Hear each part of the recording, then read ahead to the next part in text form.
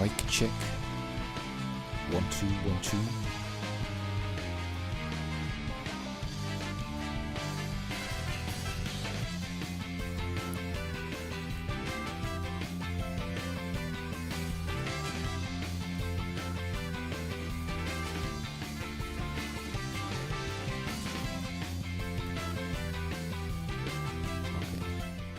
Music is a bit too loud, so I'll turn that down.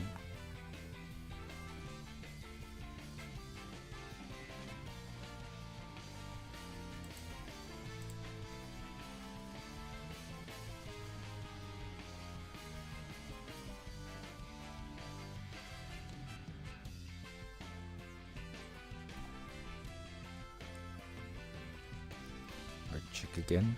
Check again.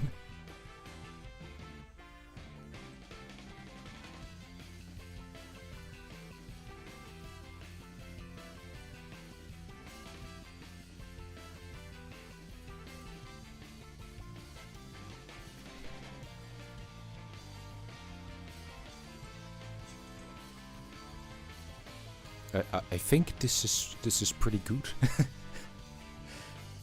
I don't know. It's been a while since I've streamed, and I think the last time I streamed, which was when the new Pokemon the new Mega Pokemon had just gotten revealed. Okay, hang on. Hang on. I gotta put my phone away, otherwise you're gonna be hearing everything twice, which is not a fun experience. But yeah, last time I streamed, I think I had just gotten a new laptop. So I was still kind of figuring things out then, but I think this is probably better. I changed the aspect ratio a bit, so that you can see like the bar at the bottom, but that also cut off a little bit of the right side of the screen, but I think it's fine. Yeah, so welcome back. I am not dead yet, which I feel like I'm saying every time I make I like post something on this channel nowadays. But yeah, I don't really upload or do anything on this channel that often. And I mean, I always mention that as well. I mean, I am a university student that is wrapping up a master's degree. So as you can imagine, I have a lot to do. Like the past couple months, I've just been entirely spending that on like working on my master thesis and preparing an internship and stuff like that. So I haven't really gotten much time to work on videos. The video that I uploaded, the last video I uploaded on trying to solve a Minecraft ARG, I, spent almost a year on that. Because, well, I had to work on that like in the evenings, and sometimes, well, a lot of the times, I just wasn't really feeling that. But yeah, luckily, like, Christmas break gave me just enough time to wrap up production on that. And I am working on a new video, and it started off pretty smooth, but yeah, for the past like 2 weeks, I haven't really been working on it. But yeah, I'm looking to start it up again in the coming days. But yeah, enough about live updates. Why am I streaming today? Well, the new Pokemon game came out, I guess. I don't know. I haven't played a Pokemon game legit in like 10 years. So I don't really care. I only just play competitive Pokemon on Pokemon Showdown every once in a while. So yeah, but I thought let's try and assess how good the Mega Pokemon will be in National Dex, which is the format that I always play on. I feel like it's been so long since I've done anything like related to Pokemon Showdown and competitive Pokemon that I have to explain what National Dex is. It's basically like a what-if format where, you know, Pokemon didn't get cut in the transition between Generation 7 and 8. So this is basically I don't know why my thing isn't looping now. I thought I figured this out. Like, cause I've had issues with this in the past where I create like playlists of songs, but like it doesn't like loop or anything. It just gets to the end and it starts auto playing random stuff. Can I turn autoplay off? Where's that option? Oh, whatever. Yeah, I thought I figured it out this this afternoon, but I don't know. Maybe it's okay now. I don't know. But like I said, National Dex is a basically a cultural melting pot of generations. It includes every single Pokemon from every generation is available to use, which immediately makes it different from regular, like overused, where you can only use Pokemon that are available in Generation 9. And you can also use basically every generational gimmick. They banned Dynamax and Terrestrialization, but you can use Mega Pokemon and you can also use Z crystals.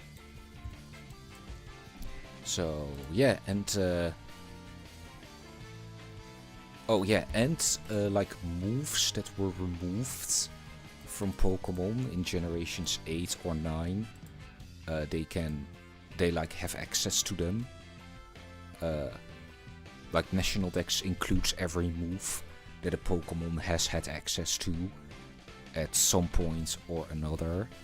So for example, I believe a lot of Pokemon lost Toxic, like when Generation 9 first came out. I can't really name a specific Pokemon off the top of my head, but I don't know, something like Moltres or something can just be used Toxic and stuff like that. So yeah, that's basically the format that I always play, and I have actually been playing some more National Dex again after basically almost a year of not really playing seriously. But for the past week I've been playing quite some games with a new team that I made that I think maybe with some more tweaking has the potential to bring me quite far. I mean, I know like last year I did the thing where I tried like actually laddering, which didn't go that well. But yeah, I'm feeling pretty good about the team that I have now. Don't look at this. This is not where the team is. I promise, trust me. But yeah, now that I have somewhat of an idea of what the meta is like again, I thought why not rate the new Mega Pokemon that have just come out alongside the new game. Now we know actually what their abilities will be and what their move pools will be. Even though these are released and, like I said, National Dex kind of includes every Pokemon, I haven't really heard any words of these Megas being released into the National Dex format. Which, so I guess this is a hypothetical until, I don't know, these Megas come back in Generation 10 or something, or who knows, maybe they will decide to add them into National Dex in like a couple weeks or months. But yeah, not every Mega Pokemon listed here is actually available in the new game right now. So I can't really rank all of them, because for those that are not released, we don't know what their abilities will be yet. There have been like leaks that I have kept up with that supposedly claim what some of the abilities will be, but yeah, I don't know when those will be released or what those are even based on, if they're not gonna get released for quite some time. But yeah, so that requires... So I'm gonna be putting them in a tier list, 2 separate tier lists actually. I wanted to tier them in kind of 2 separate ways, but I forgot, or I couldn't manage to fit them into one tier list. So this tier list is gonna be... This first one is gonna be whether I think they will be overused in a National Dex, because National Dex has its own overused, underused division, a huge ban list in between that could almost make up its own tier. But yeah, so this first... Okay, I don't know what is happening. Maybe I turn this off. This is loop video. Turn off. Loop play. So what is this then? So the playlist should be looping. Why does this always happen when I'm streaming? Whatever. Maybe I'll figure it out. Maybe I won't. In which case I will just have to go back. So yeah, this is gonna be ranking the Pokemon based on whether I think they will be in overused or not. So this first tier will be definite. I always forget how to spell definitely. Okay, there we go. That's how you spell it. Such a difficult word to spell for like non-English speakers. So this first tier is gonna be definitely overused. Then we're gonna have a second tier with maybe overused but quite niche. Then we're gonna have another tier which is like not overused, but if you really wanted to, you could like make them work in the tier. And then I guess this one's just no. Or like definitely not OU. That's probably a better way to phrase it. What the hell? I didn't know it like copied the thing. Okay, now my thing is cursed. I don't really have much experiences doing these tier lists. So yeah, I don't know why the formatting of this thing is now different than the others, but whatever. And this is no. There we go. So this is gonna be for all the Pokemon that we don't know the abilities of yet. So yeah, both Raichus we don't know the abilities of yet.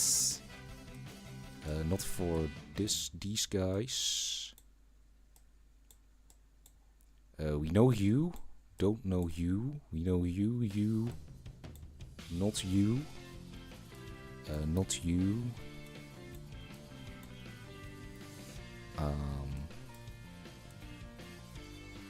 We know you. No, we know you actually. I'm fairly certain that these are all the ones that we know for sure. We don't know what Mega-Zygarde is yet. Do we know? I don't think we have definitive confirmation of Mega-Meganium yet. Okay, so I think that these, the ones that are left, are all the ones that we know the abilities of, which is about half. Which I guess that's nice, because I don't have that much time to stream this evening. And now there will be less Pokemon to talk about.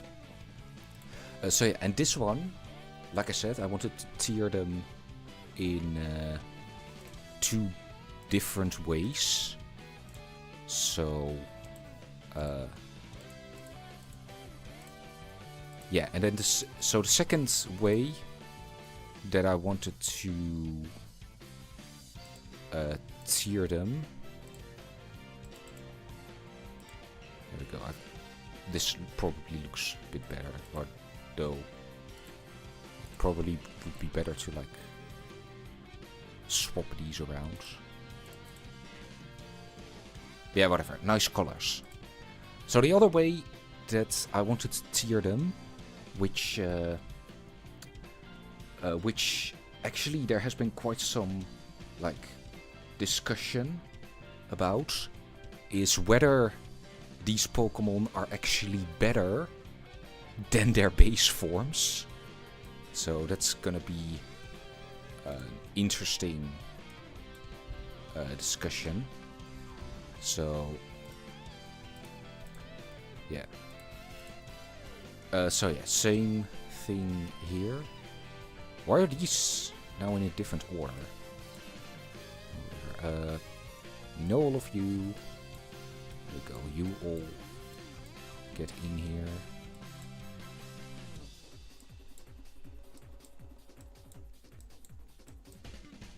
There we go.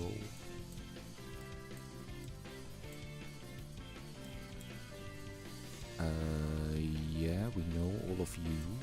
Not you. We know you.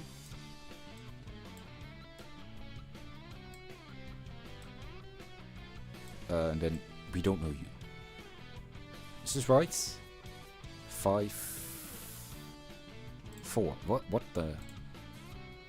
I missed one. Which one did I miss? Did I put one in here by accident?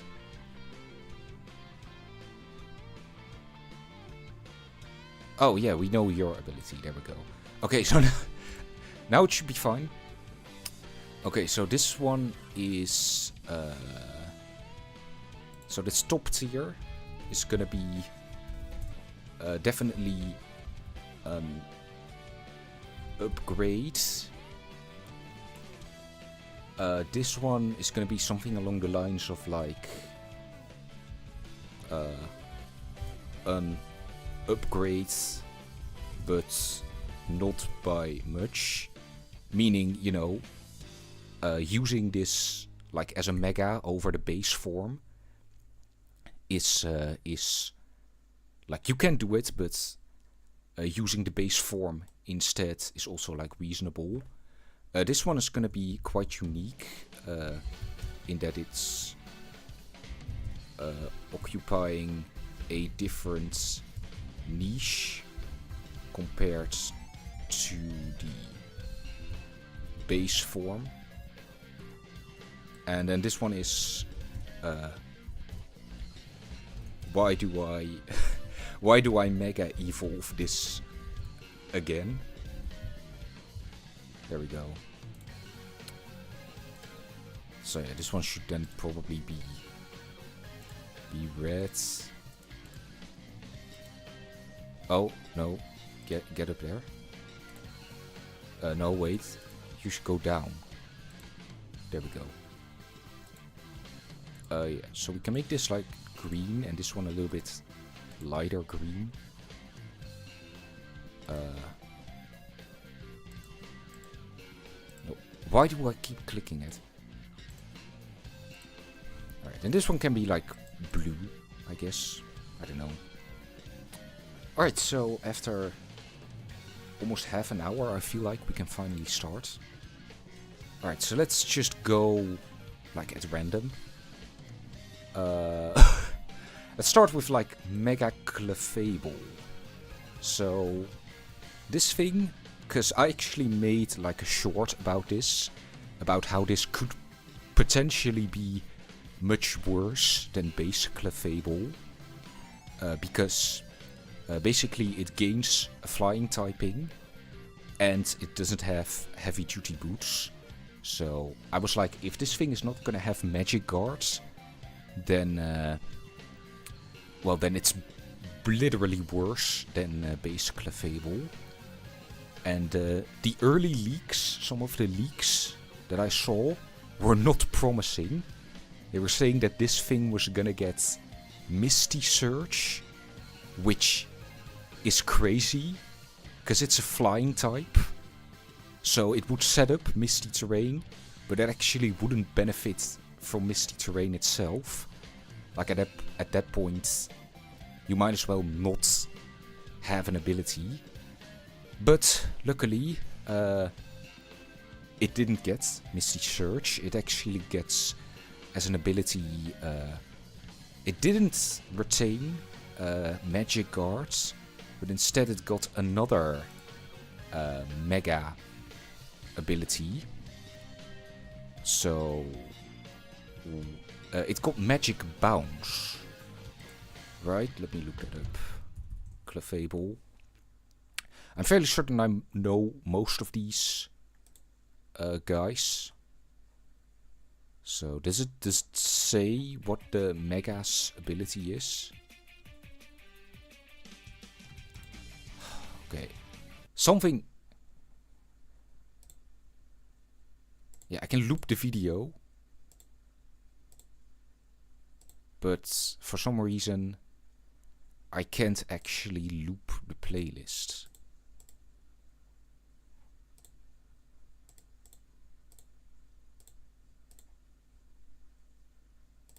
Alright. Man.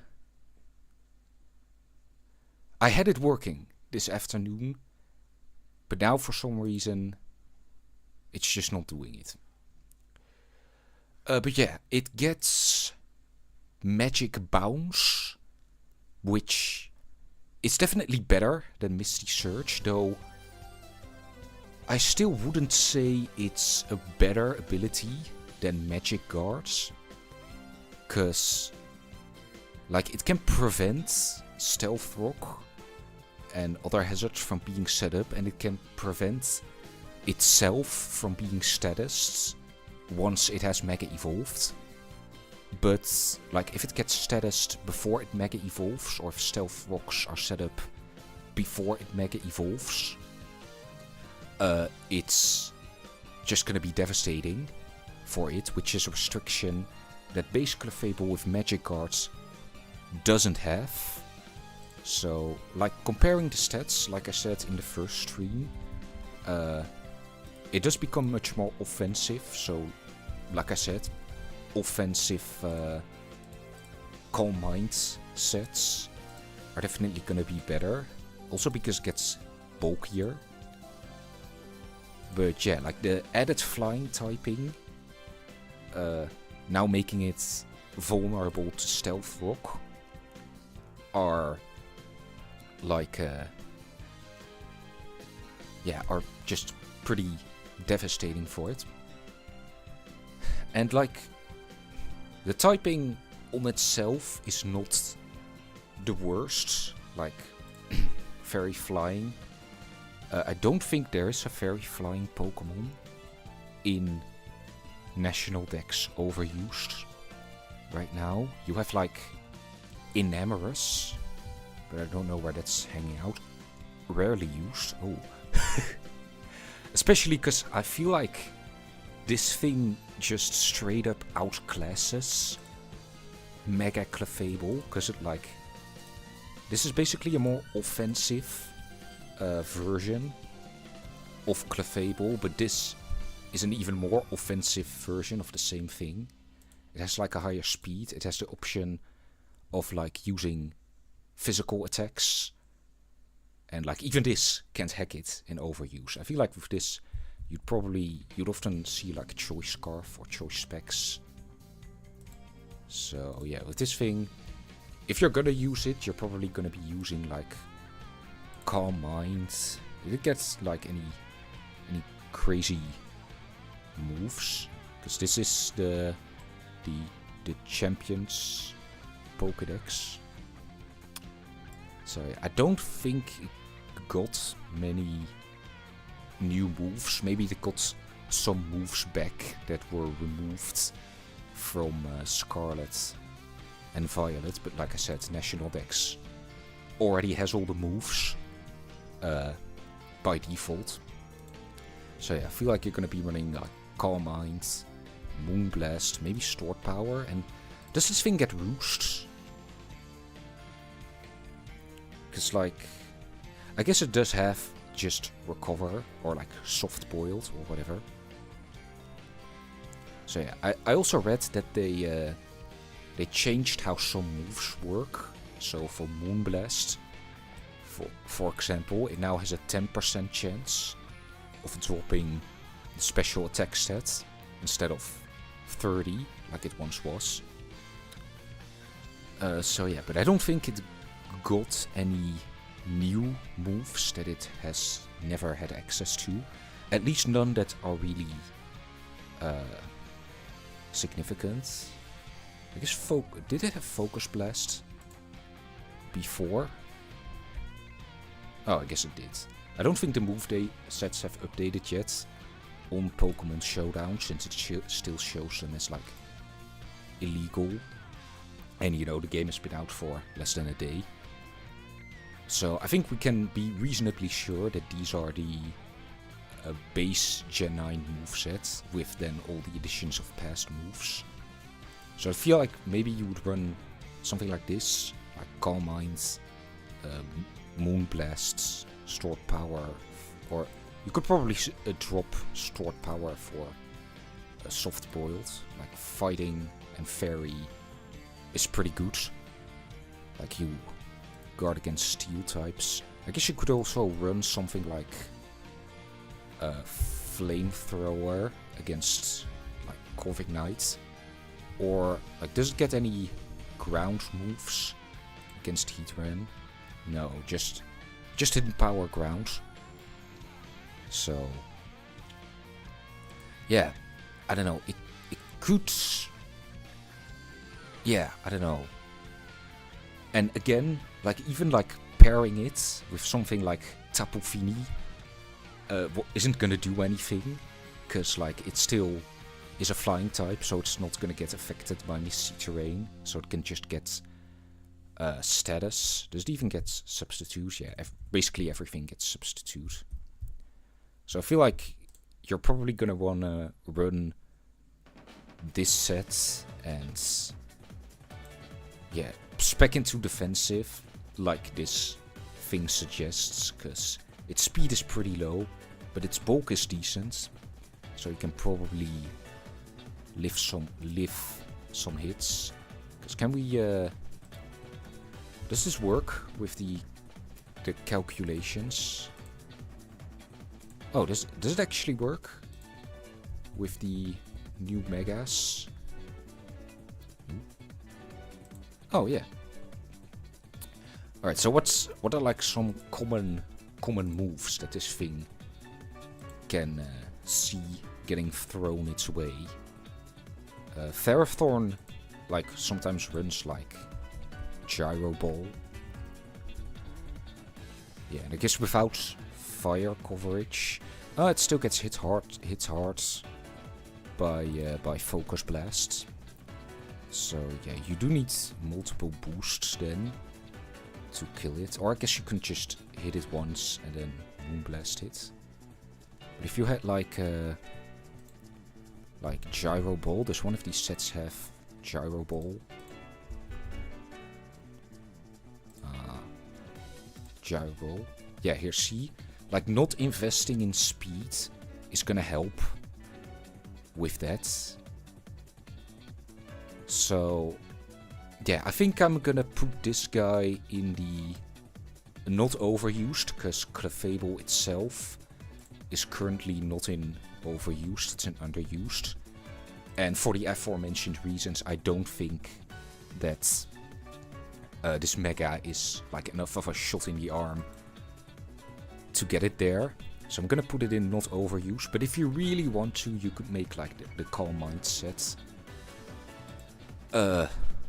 work. Especially since, I mean, how does it do against something like Scizor, like Mega Scizor?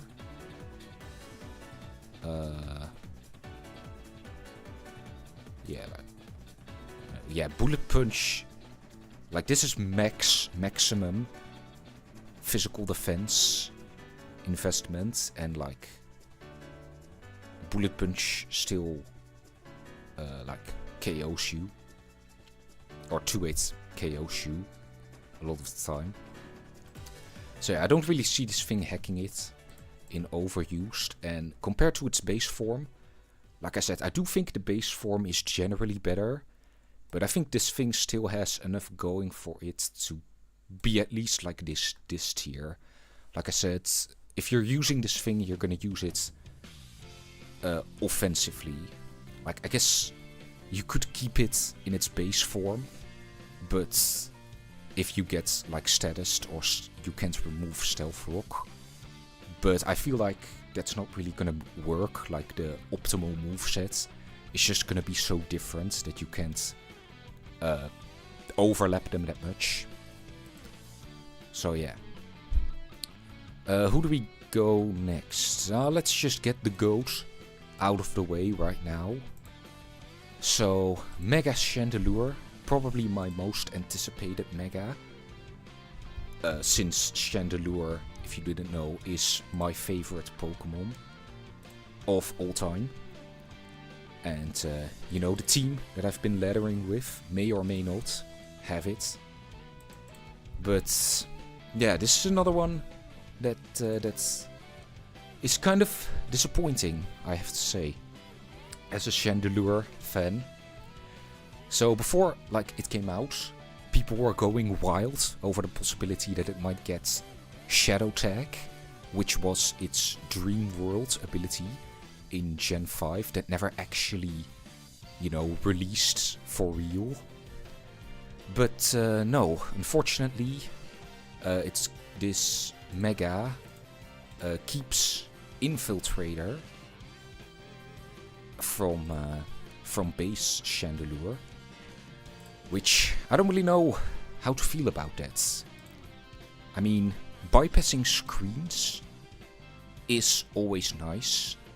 Like, ignoring substitutes, I don't really see that coming into play that often. Just because if you're sending Chandelure in on a target behind a substitute, it's probably gonna get hit once, because its speed is quite low, and then it'll attack. But like, both its speed and defenses are quite low, so the prospect of sending it in to something already behind the substitute is not great. Like, honestly, I think it might have been better if it kept Flash Fire. And honestly, I feel like this Mega, it just has this the additional stats allocated wrong. Like, because the main problem with Chandelure is that it's very strong, but that's about all. Like, it doesn't have good bulk, it doesn't have good speed, like, at all. And this Mega does fit, like, it does fix some of those issues, but it doesn't fix them enough. The main thing that holds this thing back is that it's still really not that fast. Like, especially now that you have to hold a Mega Stone, you can't hold Choice Scarf to make yourself faster. And even like, because spoilers, I guess, but I am using Scarf Chandelure on like my laddering team right now, and even Scarf Chandelure gets outspeed, like left, right, and center, by all kinds of things. Because like, with a Scarf, it's like, what does it hit? I don't know. I have a custom set, so I can probably get it. Here we go. Here's the custom set that I use. So with Scarf, it hits 426, which is fast. But there's a lot of things that are faster. Like the main thing I miss out on that I really would like to hit is Choice Scarf Tapu Lele, which hits 475. So yeah, if Choice Scarf Chandelure could outspeed Choice Scarf Lele, I would be in a much happier place consistently. But unfortunately not. And I feel like if they took the 20 points they put into its defense and put that into its speed to make it base 100, maybe even take a few special defense points and make it like 102 or 103 speed, I'd say this guy actually has potential, Mega-Chandelure. But right now, I just don't think this is enough of an upgrade to really warrant using it. I don't want to see Camerupt. There we go. Chandelure. Yeah, so the Mega is down here.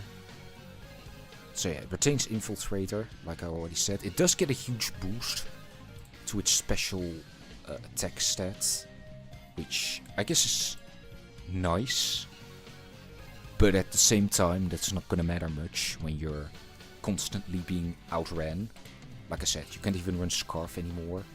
So the only way you could make this thing faster is by like having it on a sticky web team, or like using something like a Z Tailwind, pair it with Kartana, who sometimes uses that. But yeah, did it get any really noteworthy new moves? I don't think so. It got Trailblaze, nice, even though it already gets Flame Charge, so I don't think there's much point to this. I don't think Chandelure doesn't get Nasty Plot, right? I feel like that maybe could make it a little better, but it gets... I don't really see anything. Did it always get Mystical Fire? I don't know, I feel like that is somewhat of an interesting option on it. Okay, no. I'm not really that familiar with Pokemon movesets at all, beyond like the most used movesets. And I gotta let the cat out, so give me a sec.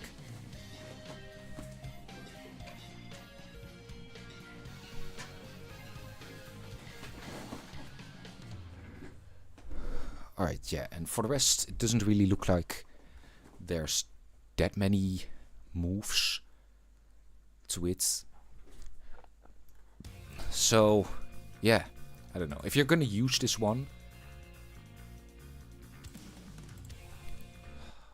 I really hate to be having to do this. Like at this point, just turn off the shuffle and just have it play. I do have to reset it then every other like minute. But yeah, if you're gonna use it, I guess it would be on a sticky web team. Because like it doesn't have any recovery either. So like you could be funny and use something like Flame Charge or something. But I feel like you are just gonna have to go with like the all-out attacking route. Because like the set that I use for Chandelure initially was like Trick, Choice Scarf, and then also Flame Charge. But eventually I dropped Flame Charge because like it's just too frail to get both the Trick and the Flame Charge off consistently. So yeah, I don't know. I guess with this one, since you don't need to spend a turn clicking Flame Charge or a turn clicking Trick, you can immediately go for Flame Charge, which means that you have more of an opportunity, I guess, to get it off. If you get this thing in on like a defensive fire weak Pokemon, excuse me. Yeah, you can just immediately go for Flame Charge as they swap to a faster threat. Which could work, but then again, you probably want, I don't know, either Flamethrower or Fire Blast. I've been using Flamethrower just for consistency, but you can use Fire Blast. So yeah, and then probably something like, I don't know, this guy Chandelure kind of suffers from not having enough move slots. Because in this last slot you could fit so many things. You could fit like Energy Ball to hit well, a lot of ground types and rock types consistently. I've just been using Hidden Power Ice because National Dex still has Hidden Power. But I've been using Hidden Power Ice against like Gliscor and Garchomp mainly. I wanna try to switch into it or something. Yeah, so yeah, you could use Energy Ball, you could use Hidden Power Ice. Hidden Power Ground is also a viable option, because otherwise Heatran walls it pretty hard. So yeah, you can run one of those moves, but you can't run them all.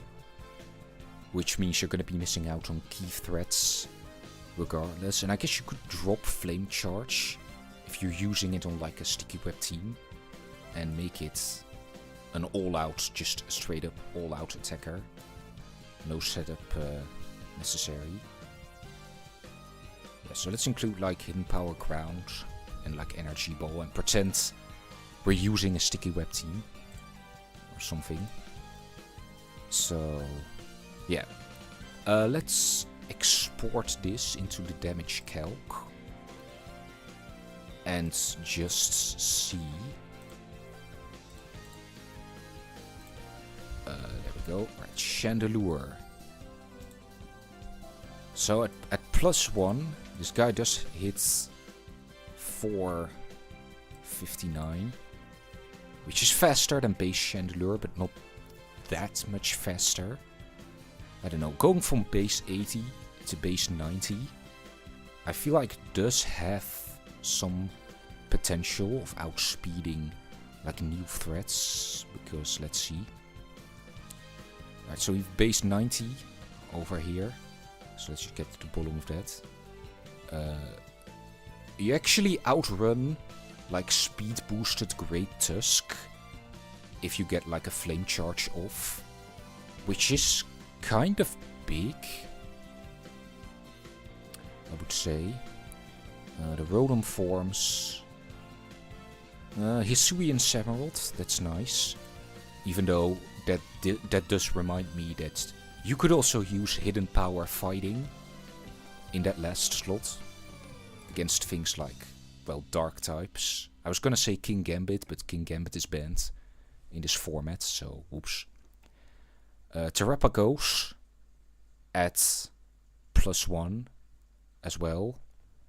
You can outspeed, which I guess is kind of nice. This thing that can hit you with like Earth Power. Yeah, there's more like important Pokemon. Archaludon is RUBL in National Dex. That's crazy. It's almost what? Duraludon and then Archaludon, alright. But yeah, there's actually more like significant Pokemon in the 90 to 80 speed range, or transition, I guess, than I realized. So yeah, maybe the Flame Charge stuff is not that bad after all. Outspeed Gyarados at +1 now, which I guess is nice, even if it does force you to run Hidden Power Fighting again. Yeah, cause let me pull up another calc with just like base Chandelure for comparison. So yeah, let me think. What's if something like a generically bulky Pokemon like Toxapex? Oh wow, alright. It doesn't do as much as I thought. So, yeah, like I said, I feel like it needed Mega-Chandelure needed a speed boost more than it needed a power boost. So yeah, wow, Shadow Ball. Yeah, it's like Shadow Ball is only doing like marginally more. So yeah, I don't know. You can compare it to stuff like maybe defensive Golden Go. Because that can, yeah, that lifts some pretty insane stuff. Yeah, because like, okay, yeah, so with Shadow Ball, like base Chandelure can't KO like a bulky Golden Go, while Mega-Chandelure has a chance to. Let's just put in, Flamethrower here, just for easier comparison. And Flamethrower guarantee gets the knockout, whereas with regular Chandelure it's a coin flip. So yeah, what are some... it's probably better if I just do this. So yeah, Ceruledge, you outspeed that, which has sometimes been a problem for me when I'm using Chandelure. But at the same time, this thing has Shadow Sneak, which, I mean, who knows? Maybe the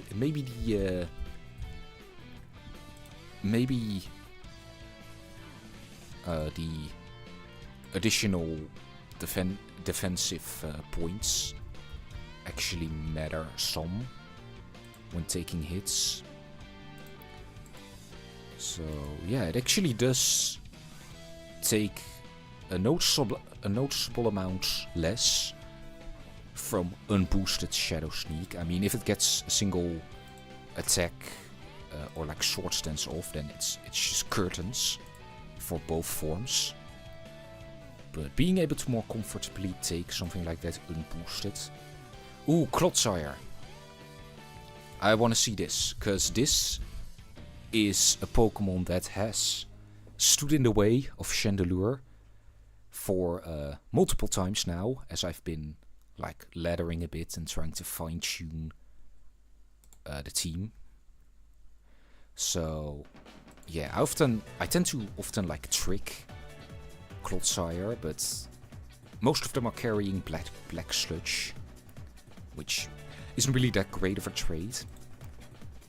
So yeah, how much more damage does Mega-Chandelure do? Not that much. Yeah, not that much. I mean, Flamethrower does not like 3 or 4% more. And I guess you can take... you're still 2-hit KO'd by Earthquake. If we put like Fire Blast on here. That's almost a 2... Almost like a potential for 2-hit KO. It's nice. But yeah, I don't know. I should probably move on to the next Pokemon, but I'm just trying to make it work. Yeah, because like against something like Heatran as well, especially defensive. So yeah, give me Shadow Ball. Yeah, like even Mega-Chandelure can't one-shot it with Hidden Power Grounds. But yeah, it probably does take more from Shadow Ball. So that's nice, at least. Hang on, wait, what? Oh, okay, it doesn't take that much more. No, but if it like gets a drop, then Heatran has to really worry. And like if Stealth Rock is up and it switches into a Shadow Ball that drops its special defense, then you know Mega-Chandelure could KO it on the next turn. But on the other hand, that feels kind of like grasping at straws. So yeah, I think I'm gonna put this one, I don't know, I'm torn between these two. Because like I've been trying to get base Chandelure to work. But yeah, it's just the fact that this one is so much less flexible. Like holding the Mega Stone, you lose access to the immediate speed boost from Choice Scarf. You lose access to heavy duty boots, which is another item that Chandelure really appreciates. So yeah, I think I'm gonna place it here, as much as I hate to say it. And honestly, I don't really think it is worth Mega Evolving it when using it for overused purposes, unless in some very niche situations, like I just laid out here. So yeah, quite a disappointment. Alright, who should we do next? Ooh, let's talk about another interesting case. Hawlucha. So, when this was first like revealed, like Mega-Hawlucha, my initial reaction was, well, that's kind of stupid, cause Hawlucha's whole thing is Unburden, that it gains a massive speed boost when it consumes an item. Basically, whenever you'd see this guy, you'd see him with like an electric or psychic seed to give it more defense or special defense in the respective terrain. You'd run Unburden, he'd like consume the seed when he came in under terrain, immediately double its already high speed stats, and then set up with Swords Dance. And yeah, then use stuff like Close Combat, Acrobatics, and then something, Stone Edge, I feel like was pretty common, but it definitely wasn't the only option. I don't know, you could Iron Head you could use against fairy types, or Poison Jab. So yeah, when I first heard about like the concept of Mega-Hawlucha, I was like, well, that's pretty stupid, cause like, you know, it holding an item is already kind of going against Hawlucha's entire niche in competitive Pokemon. So I was like, they're gonna need to give it a really good ability for the Mega to even be worth using over the base form. Cause, like, honestly, the stat upgrade is not bad. It keeps the same speed, though, you know, without Unburden, but 118 base speed is still pretty good. It gives it some more bulk, actually a lot more physical bulk and special bulk, but the main boost is like a whole 45 points into attack. But still, I was like, if they don't give this thing a good ability, I don't really see it being used. And the ability that they decided to give it is quite interesting, because they decided to give it no guards.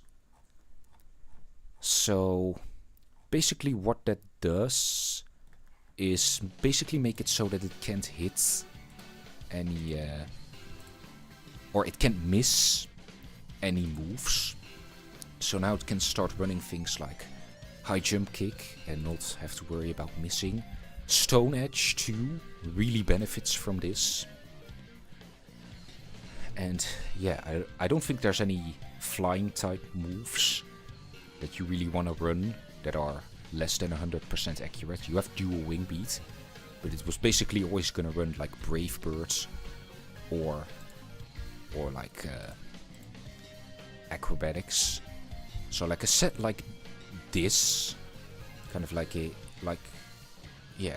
bulky attacker or a fast attacker with the potential to bring itself back, is feasible, but at the same time, I'm kind of still kind of unsure of how effective this is going to be.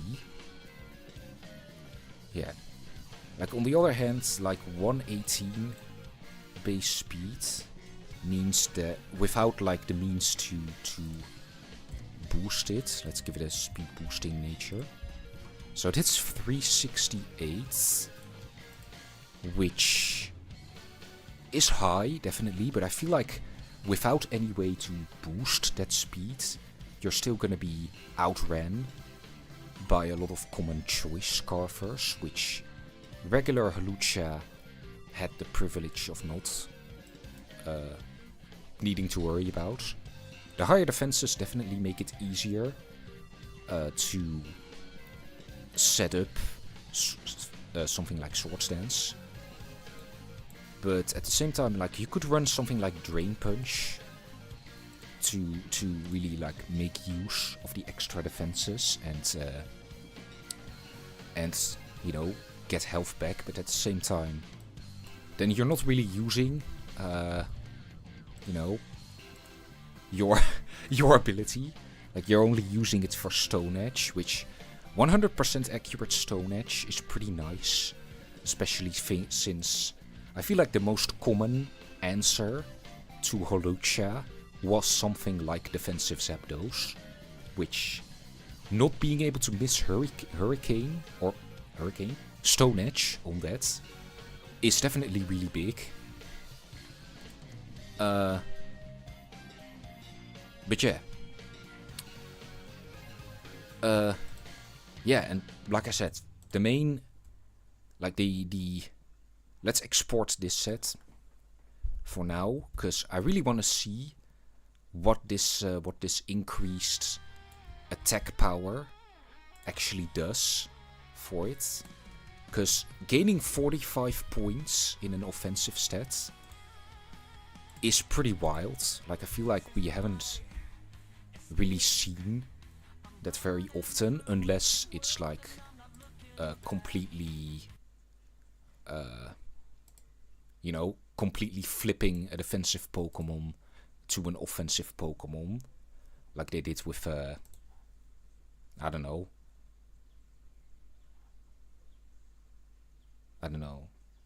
So, but like Zygarde or something, where they just decided it can be like its Mega form can be a massively powerful special attacker now. Like, unless in cases like that, I feel like such huge buffs to one stat are pretty unprecedented. So, yeah, let's just have like raw, like unboosted, have it go into like Zapdos or something. Or wait, I just erased Hawlucha himself, sorry. So yeah, Zapdos, give this thing like Stone Edge, because was it actually like one-shotting it? Oh, even at +2, there's a chance it, yeah, even at +2 you're not one-shotting it. Which I imagine you probably will as Mega-Hawlucha.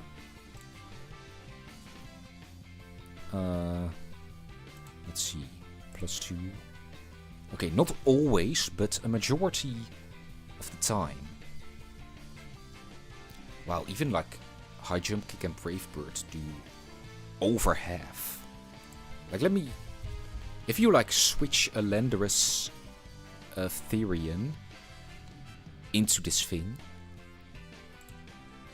and get hit by like... Alright, so it'll be like +1. Yo!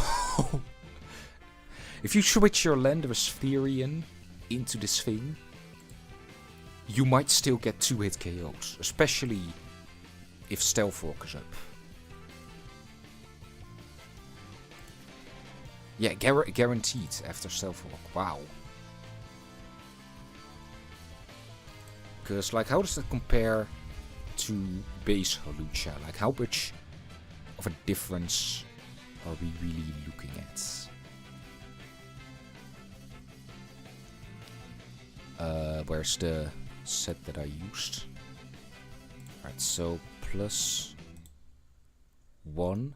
So +1 close combat doesn't really come anywhere near it. Okay, yeah, you know what? I think this guy may have potential. It's... I don't know, yeah. I feel like, because regular Hawlucha is actually UUBL, which means it's banned from underused, the second highest tier, but it's not quite got enough usage to be considered overused. But I think it's... I think it'll be possible for Mega-Hawlucha to become OU, but I'd say it's definitely not guaranteed. Well, yeah, I should probably put like the National Dex abbreviations in front of it.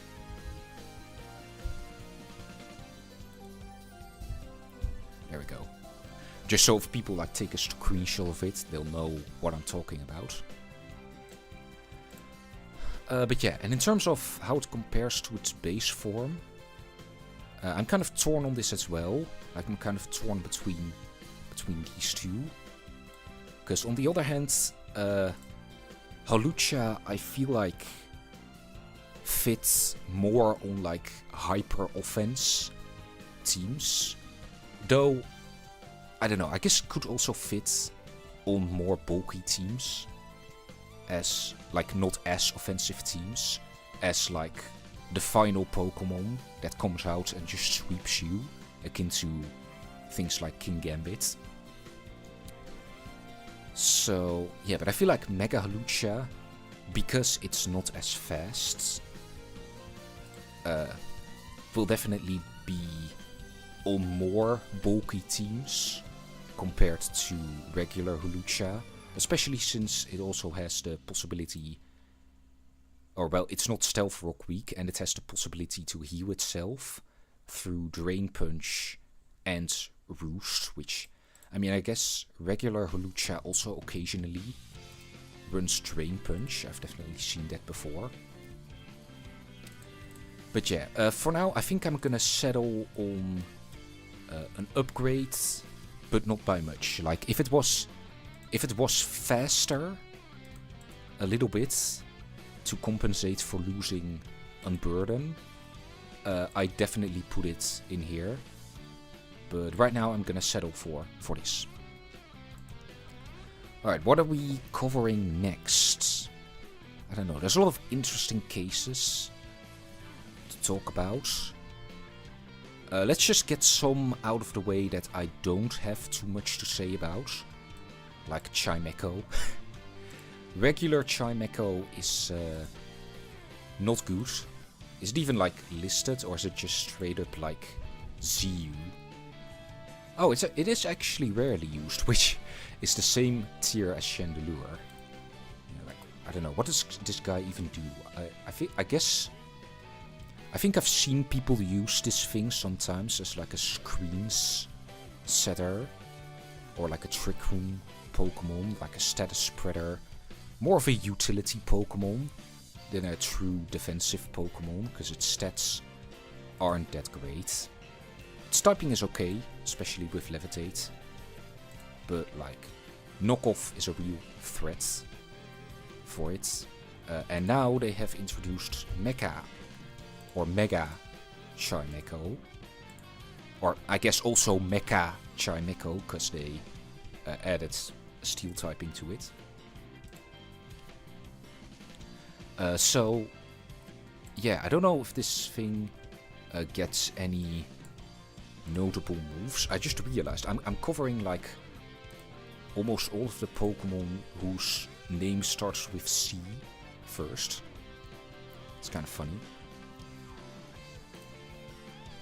But yeah, I don't know if it got any notable new moves. I mean, like I said, it gets a lot of just support moves like Yawn, Trick Room, Thunder Wave, Taunt, all that jazz. It gets stored power, which I guess you could make it setup. Because Mega-Chimecho is more of a... I was gonna say more of a defensive Pokemon, but it actually got a huge boost in special attack instead. And some nice buffs to both defenses. So, yeah, I don't know. Like, this is the first Pokemon that I've just never really seen in National Dex overused, which, I mean, I guess we know where it's going. But yeah, I feel like this guy is kind of similar to Chandelure.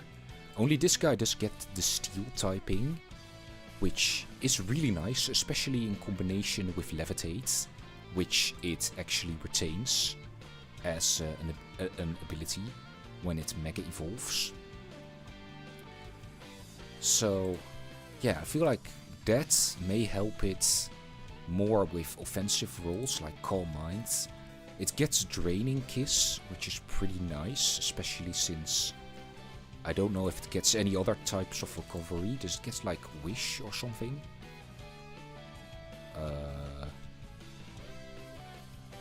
It gets Rest. Oh, it just gets Recover.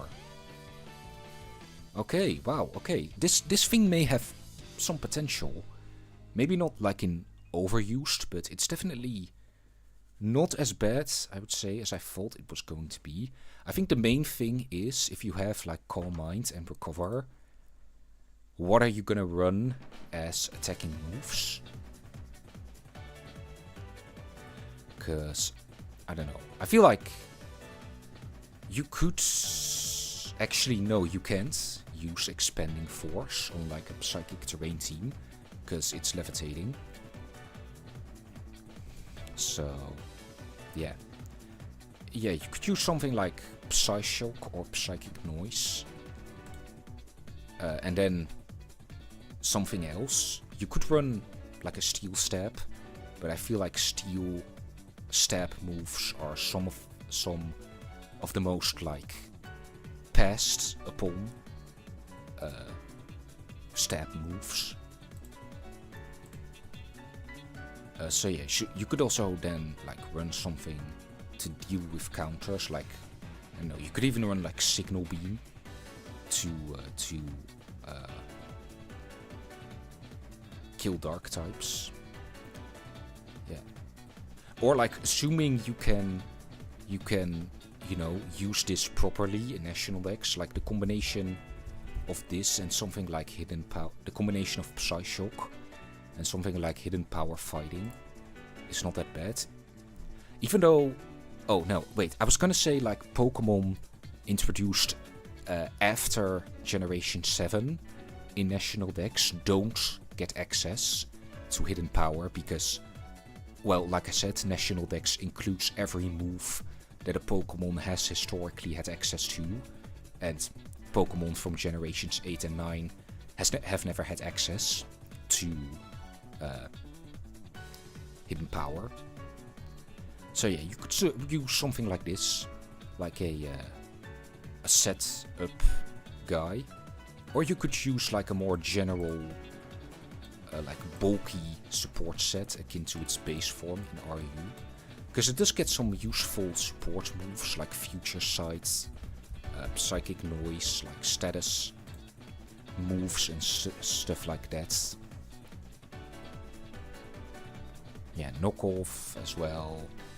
Just a pretty versatile Pokemon.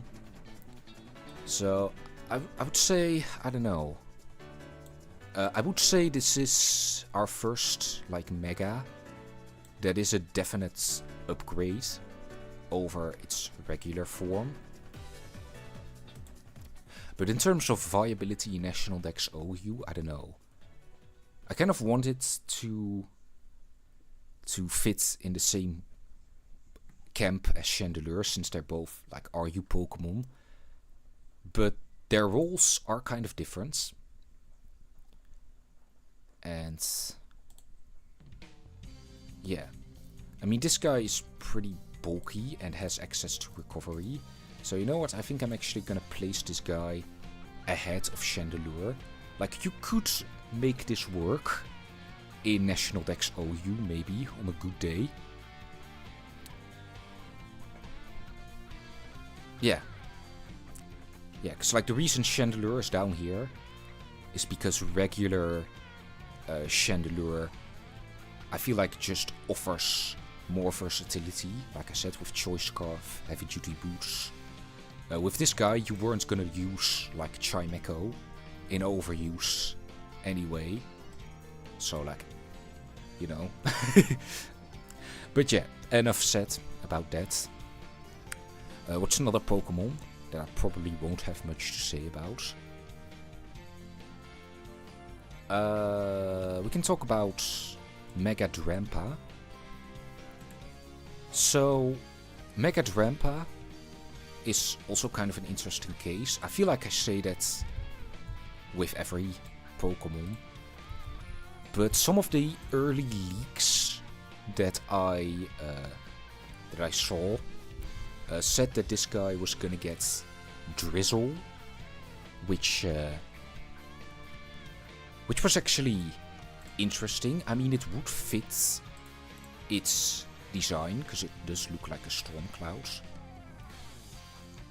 And I also honestly think it would have been an alright rain setter, but they didn't give it Drizzle. What did it? I think it just kept Berserk, right?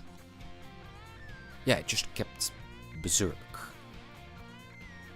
Which on the one hand is kind of disappointing, but on the other hand, I'm also thinking, like, if Drampa comes in and before it Mega Evolves, it drops to below half health, it gets the Berserk boost. But if it then Mega Evolves, does it then get the Berserk boost again? You know? Since, like, other things work like that, like Intimidate or something like that. Like, what's a Mega that shares an ability with its base form? Oh, something like Mega Abomasnow. Like, it switches in and you know, base Abomasnow's ability is Snow Warning. But then if it Mega Evolves again, it can set up Snow Warning again if the weather was changed, since it came in as regular Abomasnow. So, yeah. I feel like there was another example of this somewhere. But I don't know.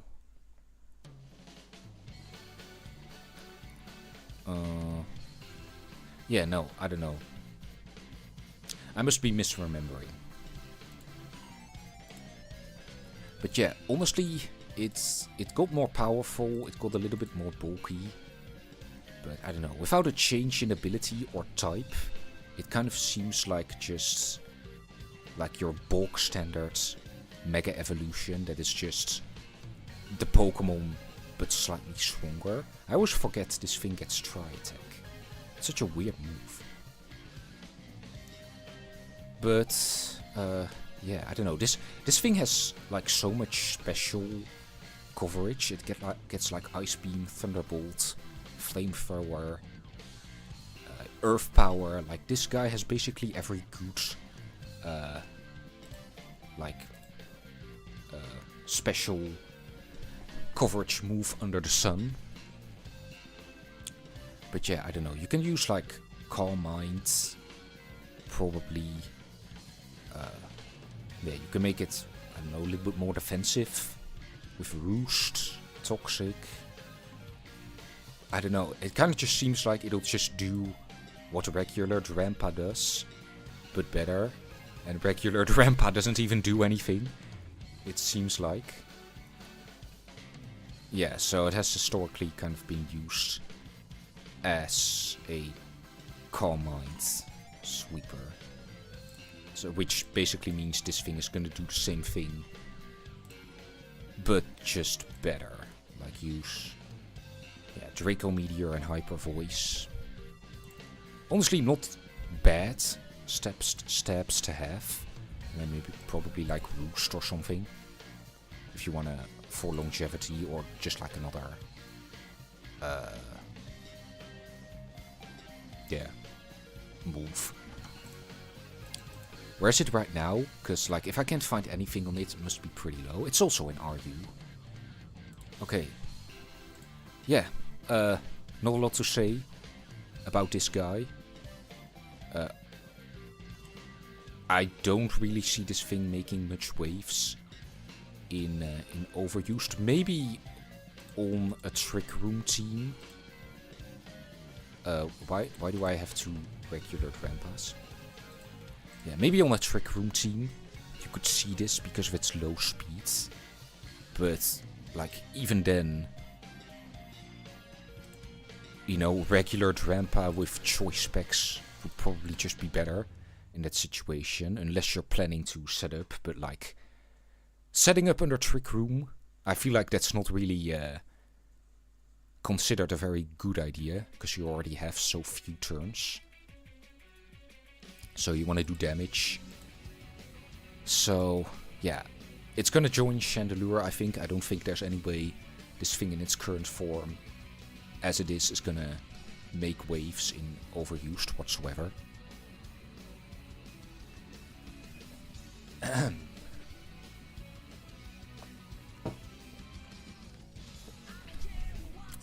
Alright, yeah, Mega-Glimmora, I guess. We can talk about Mega-Glimmora, because this is another pretty weird case where I feel like this fits really into this category, where it occupies a very different niche compared to its base form. Now, don't get me wrong, like a regular Glimmora did sometimes go offensive with like Power Herb, Meteor Beam, but mostly this thing was just gonna be like a lead with Toxic Debris and like Stealth Rock, Mortal Spin, kind of just disrupt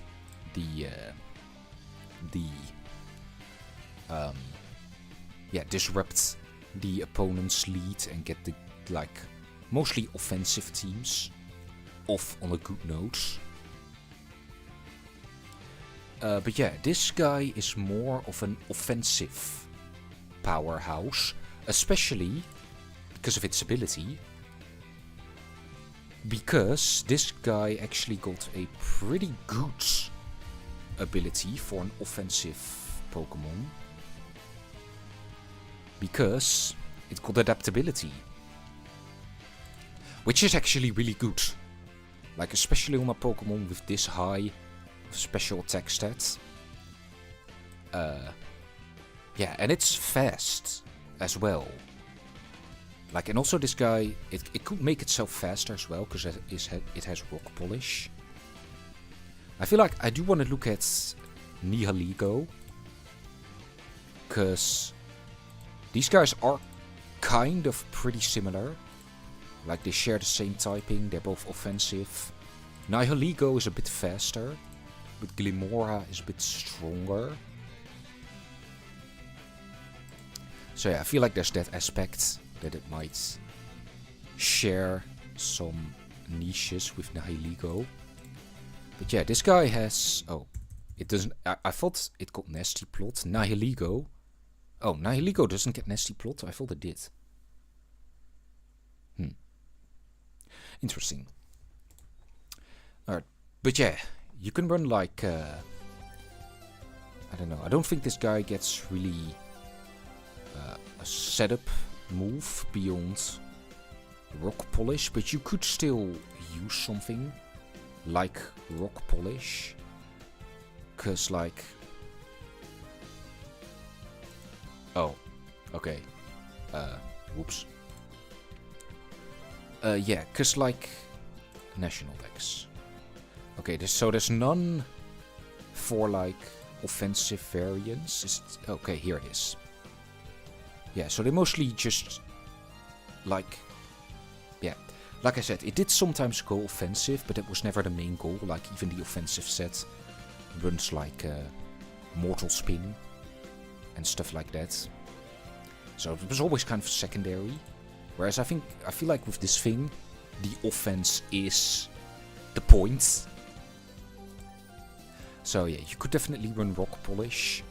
And then, I don't know, just make it as strong as possible, like Sludge Wave. What's it? Is it Power Gem? Yeah. And then coverage.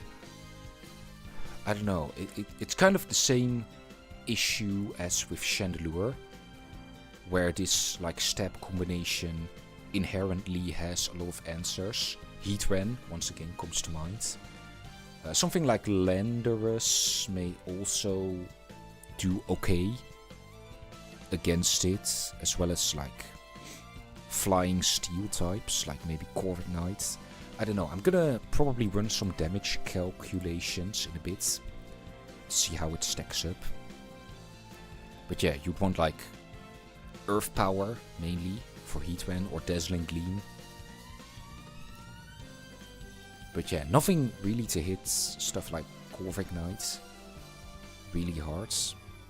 So let's just include Earth Power, make it fast. I guess you could afford to go with a plus special attack boosting nature if you're gonna run Rock Polish. Yeah, so let me plug this into the damage calculations. That's not how you do that. Let me plug this in the damage calculations really quick. What the hell is an Ababo? Yeah, so Glimmora. So Glimmora Mega, it does have, or no, it should have adaptability. There we go. Oh, hang on. I'm already seeing some worrying stuff. Hang on. Give us something like Corviknight. Oh, hang on. Something like Mega Scissor, or Scissor Mega, I guess they phrase it like that. Hang on, guys. I'm seeing some worrying. I'm seeing some worrying damage numbers. Let's make sure it's bulky. Oh. Bullet Punch doesn't knock it out. Yeah, against something like Heatran. Heatran maybe will probably be able to take.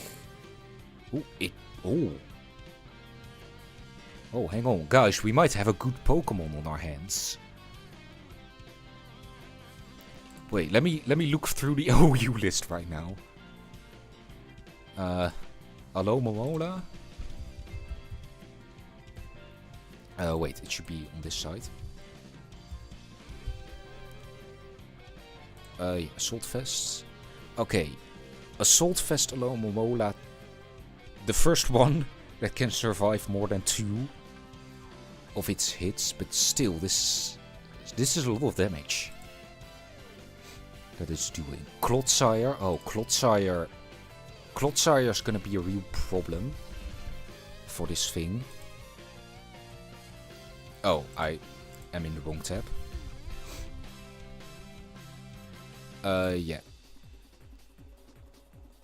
Oh, that Earth Power still does a lot, actually. But yeah, Clodsire can pretty reliably switch into its stabs. So, yeah. For the rest, Ferrothorn as well. Okay, yeah. So there are definitely.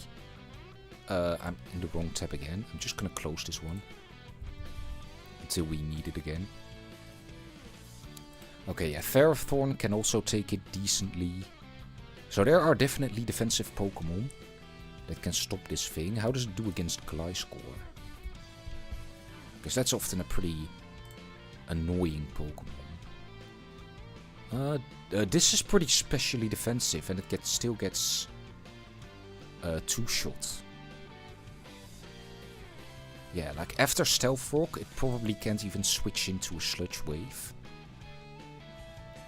So yeah, if you set this thing up with a rock polish, it can probably KO a lot of, or like 2-hit KO a lot of Pokemon in this tier.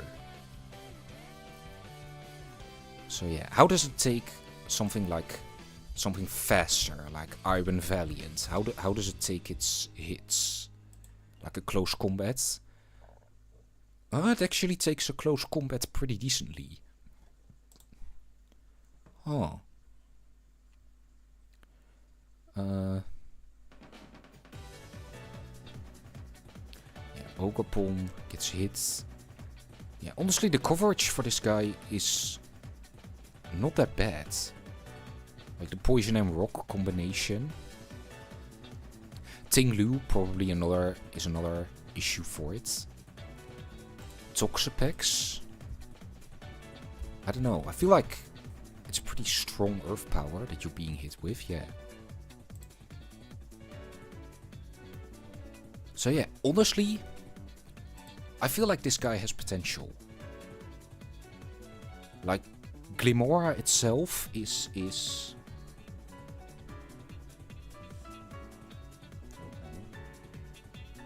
oh, okay. The stream stopped working on my phone, which is where I'm like occasionally looking off to see if everything is still, you know, running. But yeah, I feel like this guy has potential. Do I want to say it's definitely gonna be OU? I don't know. Like I said, it really has the potential to mess up and deal heavy damage to a lot of Pokemon. And it's not like super frail, even though the defensive typing is quite poor, I would say. But yeah, I don't know. I feel like this guy, if it's paired, ironically, if it's paired with Hazard Stack, which is ironic because, you know, this guy used to be the Hazard Stack. But if the Mega is paired with like Hazard Stack, I feel like it could very quickly go out of hand. So you know what?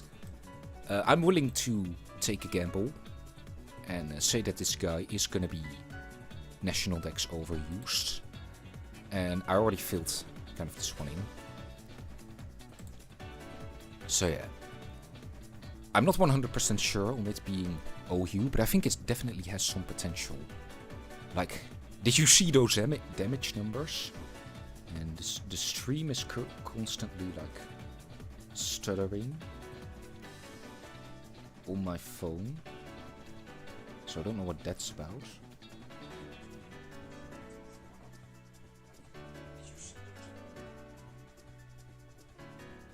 I don't know, the stream is like constantly buffering on my phone, so I don't know what that's about.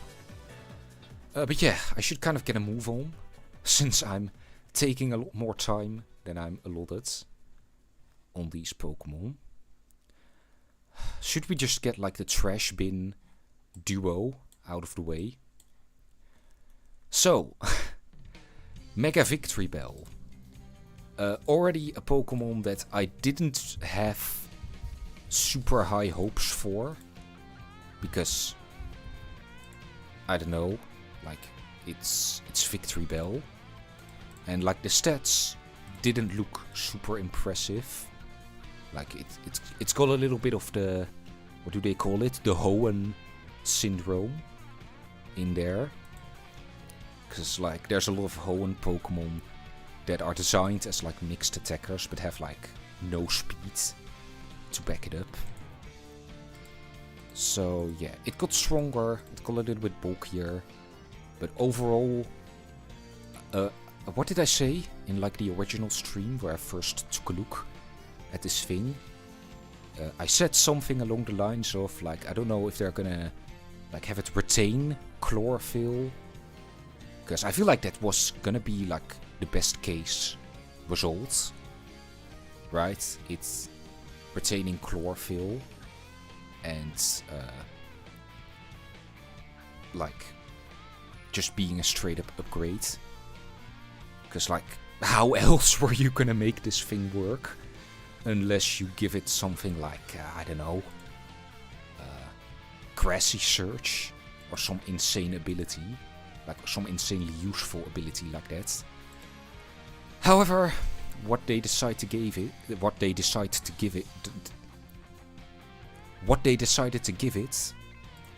was not a great ability at all, because this guy got Innards Out, which is an ability I think previously only held by Pyukumuku, one of the most forgettable Pokemon of all time, in my opinion. But basically what this ability does is that it's suited towards a defensive Pokemon, more so. Because what the ability does is when the Pokemon faints, the attack that made it faint... I'm doing a horrible job of explaining it. You can read what it did, what it does here. So basically any move that knocks it out, it'll deal equal damage to the attacker, you know, as much as the move did. So basically, if this thing is at like 10% health and it gets like knocked out, it'll do the equivalent, like 10% HP of damage to the target as punishment. Or, I don't know, probably more, because this thing's HP is... it's alright. It's not horrible. But yeah, this is just not a good ability. Like, it's not even a case... It's not even like Mega-Skarmory level, where, you know, it's more focused on doubles. But this isn't even a good ability for any format whatsoever. And like, I don't know, it really just contributes, I think, to the identity crisis that is this Pokemon.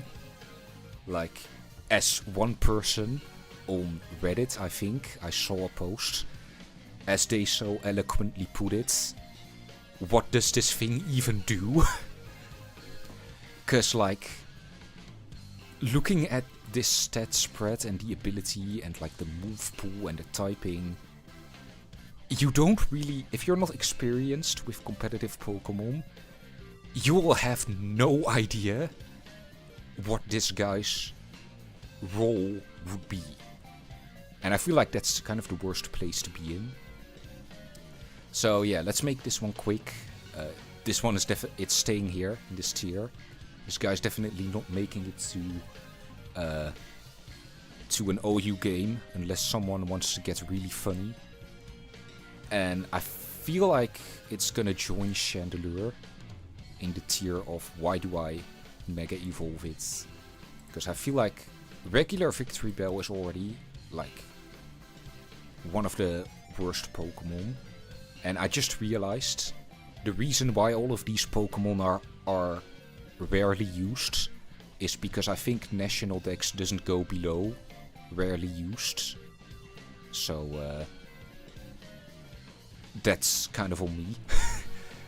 So yeah, Chimecho was probably a lot worse than rarely used. But yeah. Yeah, so it's staying here. Then on the other side, we have Mega-Skarmory, which its ability is not horrible, but for singles especially, let me just show you. Alright, so they decided, first of all, it's Mega-Skarmory basically got completely reworked, whereas the base form is a, you know, physically defensive tank that like sets up Stealth Rock. Like, yeah, it doesn't get Toxic. Oh, it does, actually, never mind. Like, it just sets up Toxic, like Roost, it doesn't get U-turn. I'm thinking of Corviknight right now. But yeah, it just does this and like sits on the field forever and walls your physical attacker. Like, it whirlwinds them out, so you can't even set up on it. So yeah, but then for the Mega, they decided to then do one of those things that I mentioned before, where they basically completely rework the Pokemon between its base and Mega form. Because Mega, surprise, Skarmory is an offensive powerhouse now. I was really taken aback when I first saw this. And I feel like a lot of people were expecting this guy to get something like Tough Claws, because, I mean, it does literally have, like, look at those toenails. But no, they decided to give it an ability that is entirely focused on doubles. With an ability that previously only the Duraludon line had. So they decided to give it this ability called Stalwart, which, Oh, I didn't know it actually ignored other Pokemon's abilities. I mainly knew it as the ability that ignores redirection, which is entirely focused on double battles. So, yeah. But with Skarmory, it's not as bad as with Victreebel, because base Skarmory is already pretty good Pokemon, and these stats are also pretty good, even like without an ability. So yeah, I don't know how this what it means when it ignores opposing abilities. Do they mean like Mold Breaker, or I don't know. But yeah, regardless, you can still make like an offensive version work, with like Swords Dance, Iron Head, Brave Bird, and Roost. Like, yeah, it has a decent speed stat as well for its power. But yeah, Tough Claws, I feel like would have been generally better. Like I said, Stalwart is mostly applicable just to doubles. But yeah, I still feel like this guy has potential. I feel like I'm gonna put him in the same tier as Hawlucha. And I'm gonna put it in this category. Because like I said, they basically completely flip the Pokemon on its head. So the mind, like I said in my first stream, where I first took a look at these Pokemon, the mind games are gonna be quite interesting, because like you have the base form, which is very defensive, but then it can just turn into an offensive powerhouse and Swords Dance on you on a dime. So yeah, and like even when Skarmory, like base Skarmory, if it goes on the offensive, it's mostly just through Iron Defense, Body Press stuff. Which I guess maybe you could still do with this one, but it's definitely more geared towards actually boosting its attack. So, yeah, that's it, I guess. Not really much to say about Mega Skarmory. Okay, what do we do next? I really need to speed things up here, because I feel like I'm talking about each Pokemon for way too long. Should we just like go from right to left? Let's go from right to left. So, Mega-Meowstic. Honestly, not one that I really know much about. So basically it combines the two forms of Meowstic, which I feel like they really only differ in ability. Whereas the male one has Prankster as its hidden ability, and the female one has Competitive. And I will say, alright, I think for the Mega specifically, the female one is superior. Just because with competitive, you can, you know, get a special attack boost. Basically a free nasty plot before you Mega Evolve. Even though I think in the new game they made a change to like the turn order. Where it used to be that, you know, if the opposing Pokemon was gonna switch, it was gonna switch out first, and then your Pokemon would Mega Evolve after the new Pokemon had come in. But now I think that is changed to where you Mega Evolve first, and then Pokemon start switching out. So I feel like that's, for this Pokemon specifically, that's bad. Because you can't get then the competitive boost, like, you know, really quickly just before you Mega Evolve on the same turn.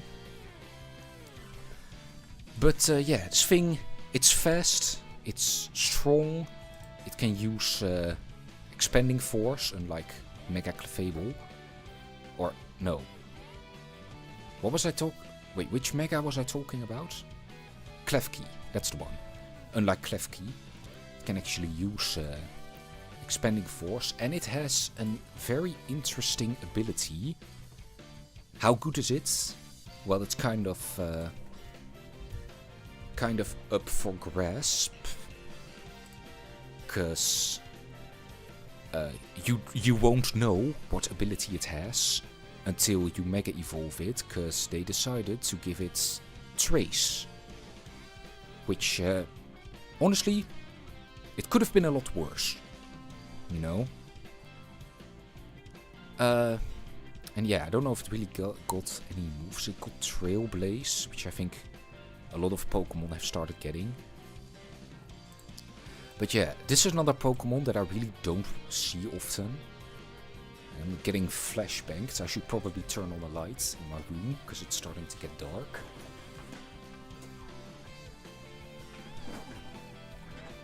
Oh. Hang on. Yeah. Okay, yeah, so the base forms are not doing very well. I can't even find anything on them. But yeah, you could use this thing alongside Tapu Lele, probably with Iron Valiant also there to beat dark types and, well, not ghost types, but, well. So yeah, I feel like this would be a kind of a good fit on psychic terrain, like offensive teams. So yeah, I could use like Nasty Plot, Expanding Force, or just go for Expanding Force straight up, like off whip. And I mean, there's a lot of interesting abilities that can copy. I don't really know how Trace interacts with things like Photosynthesis and Quark Drive. But yeah, I don't know. There are definitely some interesting abilities that it could copy in the tier. Like copying Good as Gold would be kind of cool. And yeah, for the rest, I mean, things like Iron Fist and stuff are not going to be that great. But most of the time, I feel like you're going to get at least something cool. Unless maybe if you get... No, wait, because like the Ruined abilities don't really apply to you yourself, right? Despite this, I feel like Ting Lu is still going to be a big obstacle to this thing. It's kind of similar, I think, to Mega-Glimmora. Like the Pokemon that do well against Mega-Glimmora might also do well against this guy. Yeah, maybe not Clodsire, because it's a psychic type. But yeah, I don't know. I'm trying to find a useful, a really like great ability to copy, but I'm not really getting it. Most of them are just fine. Like if Photosynthesis actually copies correctly and Quark Drive, That would be kind of wild. Like this thing with like +2 in special attack and a speed boost. Though, no, you're not really gonna get a speed boost unless you use the old Kartana stat spread. But yeah, even just getting a special attack boost on this thing would be really pretty devastating, I feel like. So you could use like Nasty Plot, it gets things like Focus... Oh, it doesn't get Focus Blast. Ooh. No fighting coverage. Ooh, suddenly I'm not feeling so good about our guy anymore. Probably Dark Pulse you want for the ghosts. And then, ooh, this guy doesn't have that great of a coverage. I guess we know why it's in ZU.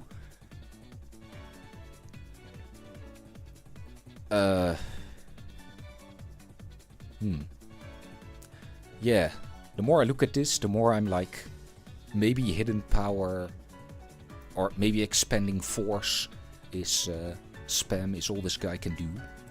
I mean, I guess you could run Hidden Power fighting and do it like this. It's like in Psychic terrain, this guy's bound to hit hard, which I guess we can test that out right now. Meowstic. There we go. Okay. So let's do it against like Ferrothorn or something. Because like Expanding Force at +2 under Psychic terrain. Oh, oh, oh. Yeah, that's quite strong. That's with significant special defense investment as well. But then again, it doesn't... Like, this is great and all, but it really struggles against dark types. Like, not having Focus Blasts. Kinda devastating. HP fighting at +2 does decently. Into Tinglu. But if they have, like, a complementary type... Yeah. I don't know, what's like a generally... Let's... Slowking Galar. That's pretty specially defensive Pokemon. Right? Assault Vest. Oh, it's not hitting it.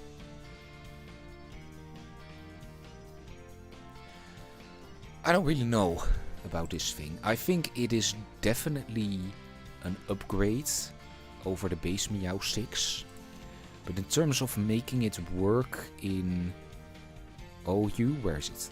I'm kind of debating between these two tiers. No, I don't think it's gonna be formally... I don't think there's any chance that it's gonna be formally classified as like National Dex overused for a prolonged period of time. But like I said, it might still find a niche place on like Psychic terrain offense teams every once in a while. Now that, or I was gonna say now that Hawlucha doesn't take up the Mega slot. Yeah, you could run regular Hawlucha maybe alongside this. I don't know. Yeah, but speeding things up a bit, we have Mega-Scovillain. Mega-Scovillain. Oh boy. So regular Scovillain is not good, and Mega-Scovillain is also not that good. This is what people mean when they talk about the Hoenn treatment. Pretty good offenses, and Grass Fire is a really great offensive type, but no speed to think of. And now they kind of made it even worse, because rather than give it, you know, an offensively oriented ability, they gave it a more defensively oriented ability. So they gave this guy a new unique ability called, what was it, Spicy Spray? Yeah. And I'm not gonna lie, this ability on its own is actually pretty damn good. It's just flame body, but just it procs 100% of the time. And it says here when the Pokemon takes damage from a move. So like, I don't know if that also applies to special attacks. Like I said, I don't own the game, so I can't really go and test it. But yeah, that seems like a move more oriented, or an ability more oriented towards the defensive role. Whereas they mainly buffed its offensive stats. So yeah, I feel like this guy is kind of in the same boat as Victreebel, though maybe not as extreme. Of like, what do you want to be? Yeah. I don't know. Yeah. Like I said, I don't know what to really say about this one. I don't know if I want to put it in the definitely not. Because like, I feel like the ability is so unique and just useful, like irrespective of the Pokemon it's attached to, that you may be able to carve out something for it. But yeah, I guess I'll leave it here for now. And in terms of this, I don't know. It made its stats better, I guess. But a little more would have been better. So yeah, moving swiftly along. Mega-Golurk, the one of the only ones to actually get a good ability. So regular Golurk is definitely not good, but I don't feel like, it's not like I never see it. Like, I occasionally see it, like once in a blue moon. It has like Iron Fist, so it can spam like Dynamic Punch and stuff like that. It also has no guards. You spam Dynamic Punch with no guards. Yeah, it's got like some useful moves over the course of the past couple of generations, like Close Combat boosted by Iron Fist. It's pretty great. It gets like Shadow Punch, even though I feel like it just runs Poltergeist nowadays. So I feel like you most often see this as like a choice band, like no guard attacker, probably with Stone Edge as well, and then like Earthquake. Now you could actually run Ice Punch maybe, and something like this. Yeah, something like this. But now Mega-Golurk, I forget what its stats actually look like, so let me quickly look it up. Yeah, it gains a big boost to its special attack, or to its attack and both defenses. So yeah. So yeah, that's pretty cool. But the main buff, I would say, or actually it got buffed in a couple of ways. First, its ability, because this guy actually gets a good ability in its Mega form, because they gave this guy Unseen Fist. Now, all things being said, I have seen that apparently Unseen Fist is like nerfed in the new game, where it works more like Z moves. You know, whenever Z moves hit, whenever you protect on a Z move, like the majority of the damage is still averted, but it'll still take some damage, the protecting Pokemon. And I have seen like footage and rumors that Unseen Fists now works like this. Like it doesn't completely bypass protect anymore, but just allows you to deal some of the damage through protect. But even so, I feel like this is a great ability, especially since they also gave it, I wonder if we can find it here. Here, they gave it Headlong Rush in this new game. So this guy is just swimming in high-powered moves. So you can use like Headlong. You have Headlong Rush. You have Poltergeist. You have Dynamic. Or actually, you don't have Dynamic Punch. You have Close Combat, since you don't have No Guard anymore. And then, I don't know, like I said, Stone Edge, Ice Punch, things like that. Yeah, one of those two. Thunder Punch is also, I guess, an option for water types.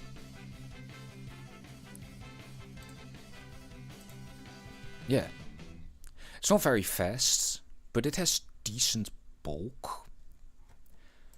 Like overall, I don't really see this guy being able to hang in overused, since its base form is not that great, and like I said, it's quite slow. But like this is the type of Pokemon that you'd expect to see on something like a Trick Room team. So I think definitely if you really tried, you could make it work.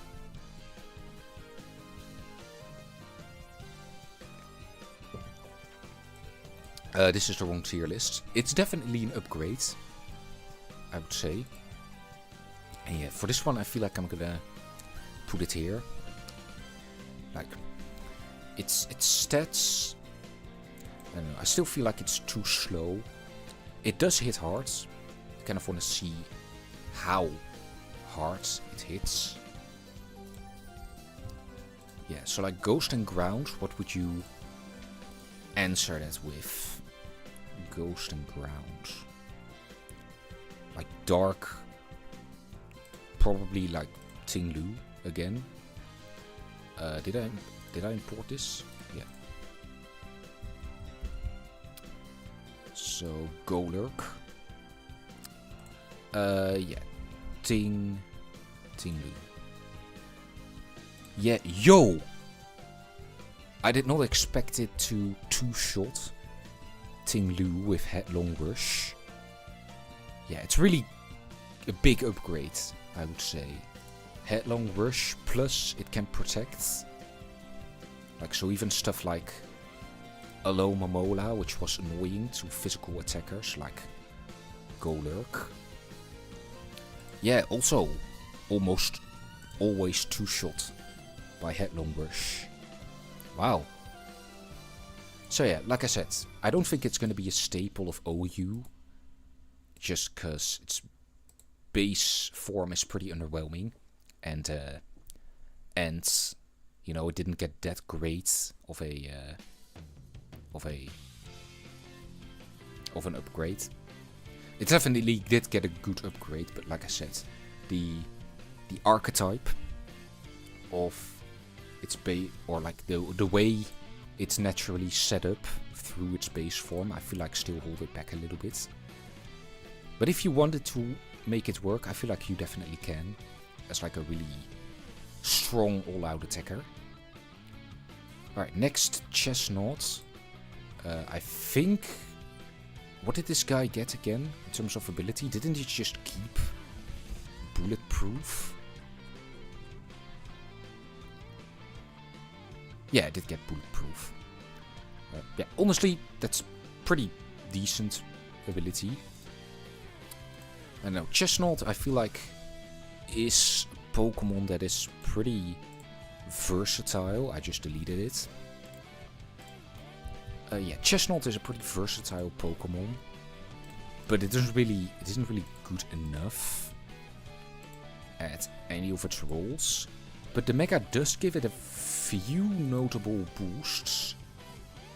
Most apparently 50 whole points into defense. And some really nice boosts into special defense and attack as well. So yeah, this guy would either... I feel like this guy would either be like Swords Dance, Drain Punch, something like that. With... You basically always run bulletproof to protect against Shadow Ball, Sludge Bomb, things like that. So yeah, you'd see like Swords Dance, Drain Punch, Seed Bomb, I guess. And, what does it get in terms of grass moves? I feel like Seed Bomb might be the best it has. I guess you could use Wood Hammer, but then you'd have to deal with the recoil. But yeah, you'd either see that, or like a more defensive set, with like Leech Seeds, Substitute, Synthesis, Spiky Shields.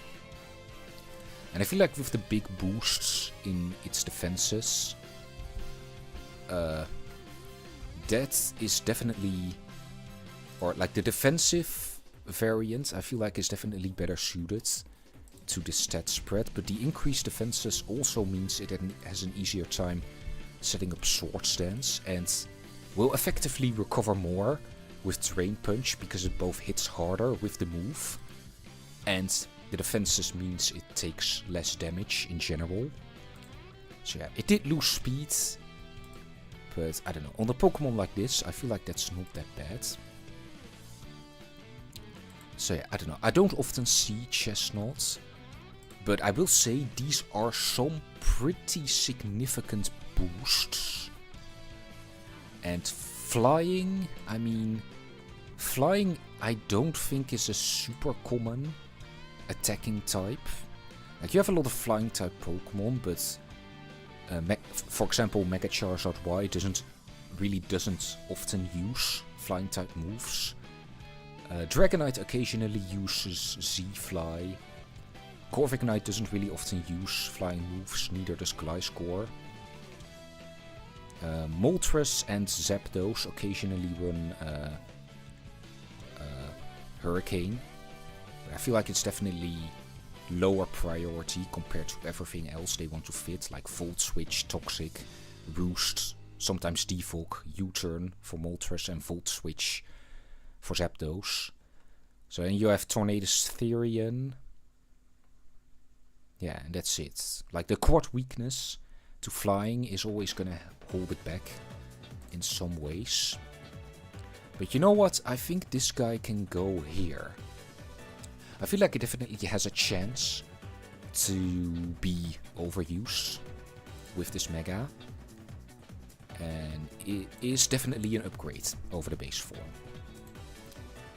Next up we have Mega-Crabominable, which...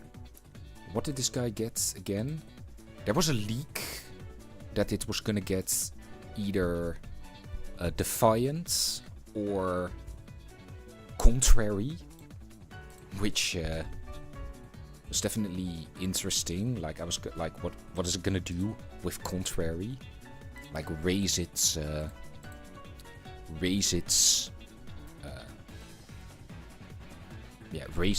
defenses of close combat.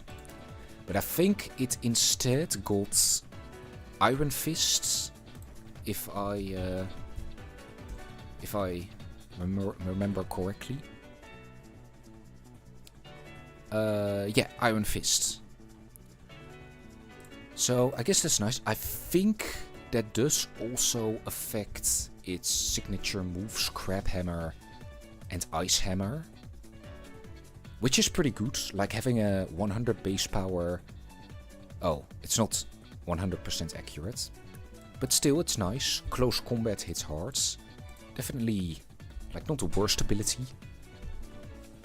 It is very slow, but it does have kind of a similar stat layout to Mega-Chestnaught, though I think this guy's probably a little bit worse, since fighting in ice I feel like is a much worse typing to take hits with compared to grass fighting.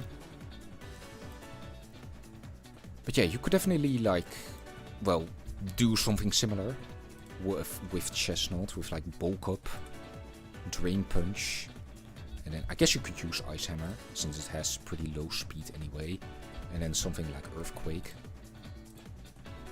Like, that's not bad. It does have a really high base attack. It's more powerful than Chestnaught. But yeah, let me see. How does this do against something like I don't know, Corviknight? Crabominable. So unboosted Drain Punch doesn't do that much. +1. Yeah, it really has to like accumulate a lot of like multiple boosts, I feel like, before it starts really doing a lot of damage. Like, let's do another like neutral Pokemon, like Mega-Scizor. Yeah. Yeah. I don't know. I feel like it's in the same boat as kind of Golurk, where the Mega is a fine boost if you want to, yeah. It's a fine boost for what it is, but yeah, the stat spread of the base form kind of holds it back. Yeah, I also feel like this is definitely an upgrade in a similar vein to Chestnaught. Yeah, so let's quickly move on, because I'm kind of running out of time and we still have a lot of Pokemon to cover. Mega-Delphox. So I kind of misjudged this thing.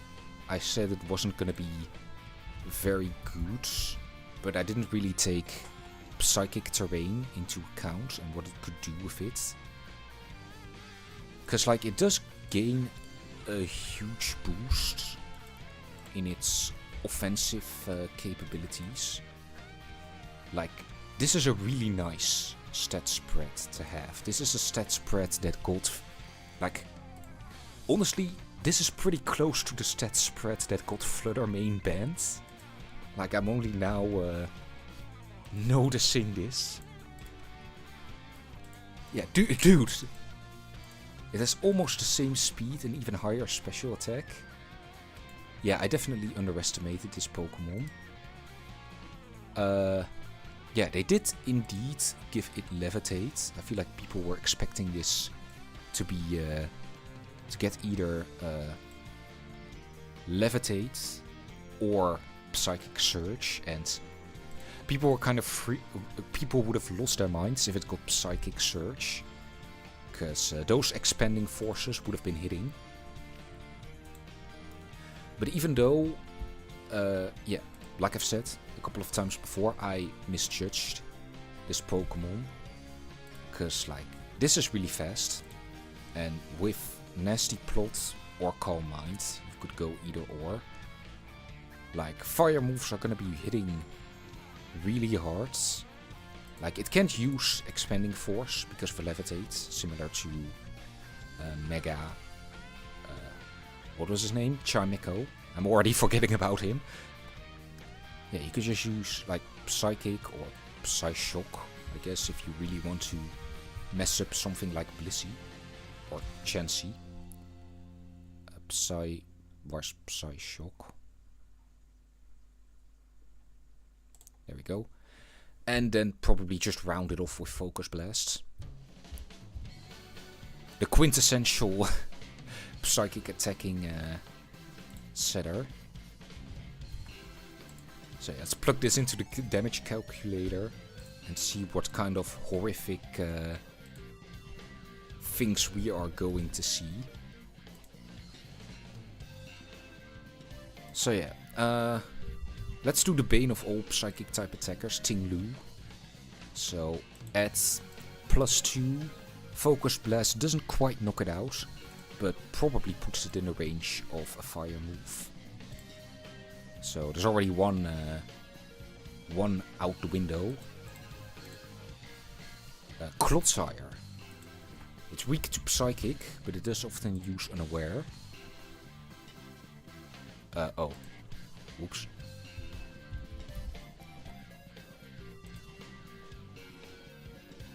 Oh. Wow. Never mind. Clodsire not a check. Anyone else? Heatran, I feel like, would do well. Or at least better against it. Especially since it can't use a Z Crystal to bypass Focus Blast accuracy. Oh. Oh no, this thing just dies to +2 Focus Blast. Wow. Okay, yeah, I think that alone is enough to put it in here. Like honestly, any special attacking move, you know, knocking out Heatran in one shot from full health. Any move that does that without being, you know, a ground move that is quadruple effective is actually pretty rare to come by. So, yeah, I think this is pretty done and done, son. Alright, next up, Emboar. Yikes, yikes, yikes. Okay, I will say, its ability does kind of fit with its new role as a more defensive Pokemon. Because, like, they beefed up its bulk, its special bulk especially. And then they gave it Mold Breaker as an ability, which people have clowned upon. As, like, what does he even do? But it does have some niche applications. Like, I swear this guy got Stealth Rock. I guess he didn't, never mind. But, yeah. Things like hitting Heatran with a fire move. And there was something else. Like, I believe it actually counters one of these new Mega-Pokémon quite nicely. Though I forget which one. I don't know, it was one of these. Maybe Mega Heatran. You know, suppose that it does get Earth Eater. But yeah. They took it in a more defensive direction. So we can, you know, put it here, I guess.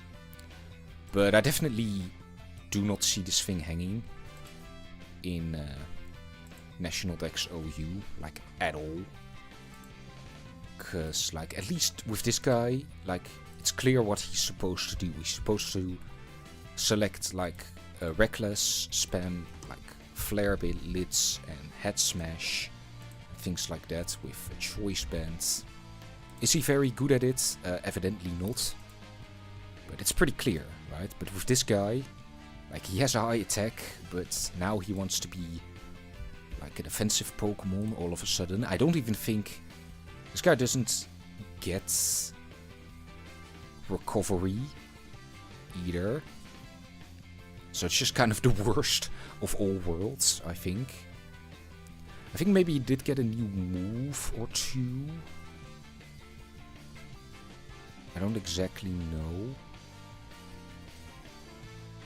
Oh, whatever. Like I said, that's about all I can say for this thing. Right, then we have Mega-Eternal Floette. So, one of the other ones that actually got a useful ability. Because they gave this thing Fairy Aura, previously Xerneas's unique ability. And I feel like this thing can definitely put that to great use. Because, like, yeah, normal Floette was never used, because it was a not fully evolved Pokemon. I mean, Eternal Floette does have some pretty good stats. But I don't see anyone ever use it, so it's probably not legal. I don't know. Or just bad, for one reason or another. Yeah. So this thing with Fairy Aura is actually gonna hit pretty hard. It's not super fast, but I feel like it is fast enough to be an offensive threat. I don't really know that this thing's move pool very well. It does have Light of Ruin, which is pretty crazy, especially since it also has Recovery. So yeah, it has like Calm Mind. So yeah, I don't know. You could run Light of Ruin. You could also use Moonblast. I don't see any fire or ground coverage, so it's gonna have to use Hidden Power for that, and then probably a recovery move. I don't feel like there's much to say about this. It's just a pretty good setup, like attacking Pokemon sweeper. Like, I don't know, it's pretty plain. There's nothing really that special about this to mention. Like if I switch like Ferrothorn into this at +1 HP Fire, yeah, HP Fire knocks it out. So it only really needs one boost. In terms of like Scizor, can it take... What is... Oh, Psychic Terrain is still up. There we go. It can take one Bullet Punch, but without a boost, it's not KOing Mega Scizor back, which I feel like... Mega Scizor, I feel like, is a pretty popular Mega Pokemon. So yeah, and it's stifled by other guys, like Clodsire. Like, overall, I feel similar to this one than I feel to Glimmora. Like, yeah, I feel similar to this one. Yeah, hang on. It's been a long stream. I'm starting to lose sense of it all. But I feel just about the same for this one that I do Mega-Glimmora. Like, it is a very powerful attacker in its own right, but I feel like there are enough defensive Pokemon in the tier that can feasibly handle it. So, yeah, it still looks pretty strong, like I said, just because there's nothing really special to mention about it other than Light of Ruin, I guess. Doesn't mean that it still isn't strong. I'm kind of torn between these two. I'll put it in here, you know. Mono Fairy is pretty good typing, so I feel like it might just carry it over the edge. But then there's also kind of the question of what team would this fit on? Because I could see this thing being paired with Tapu Fini in Misty Terrain, which I think would make it quite good. Or Psychic Terrain, so it can't get bullet punched and stuff like that. Because it can also run like Draining Kiss and stuff like that. Yeah. I don't know. I feel like this thing is gonna be alright in the tier. Just, I don't really know like what its specific role or team style is going to be, if that makes any sense. So, Mega-Excadrill. This one confuses me a bit with the ability that they decided to give it. Because, I mean, it is kind of just a straight up upgrade of Excadrill. It gets faster. Excadrill above 100 speed is a wild concept. But it loses both Sand Rush. That's it. There's no end. It basically just used Sand Rush. And I guess sometimes Mold Breaker to be sent out as a dedicated lead. But the reason this guy confuses me is because its ability is... Hang on, wait for the dramatic effect. Yeah, its ability is a new ability. So, Piercing Drill. So, you know, this is an ability that has been... that the community has basically dubbed Seam Fist. Because it's basically a nerfed version of Unseen Fist. As it, you know, only deals a portion of the damage and doesn't bypass Protect completely. However, as I mentioned before, there are like rumors going around that Unseen Fist also doesn't bypass Protect completely anymore. So like really, what is the difference between these two abilities? You know? So it does say here, everything aside from the target's protective effects is still triggered. I don't really know what that's referring to. Maybe stuff like iron bars and stuff. Protective pads. Or, I don't know why I said protective pads.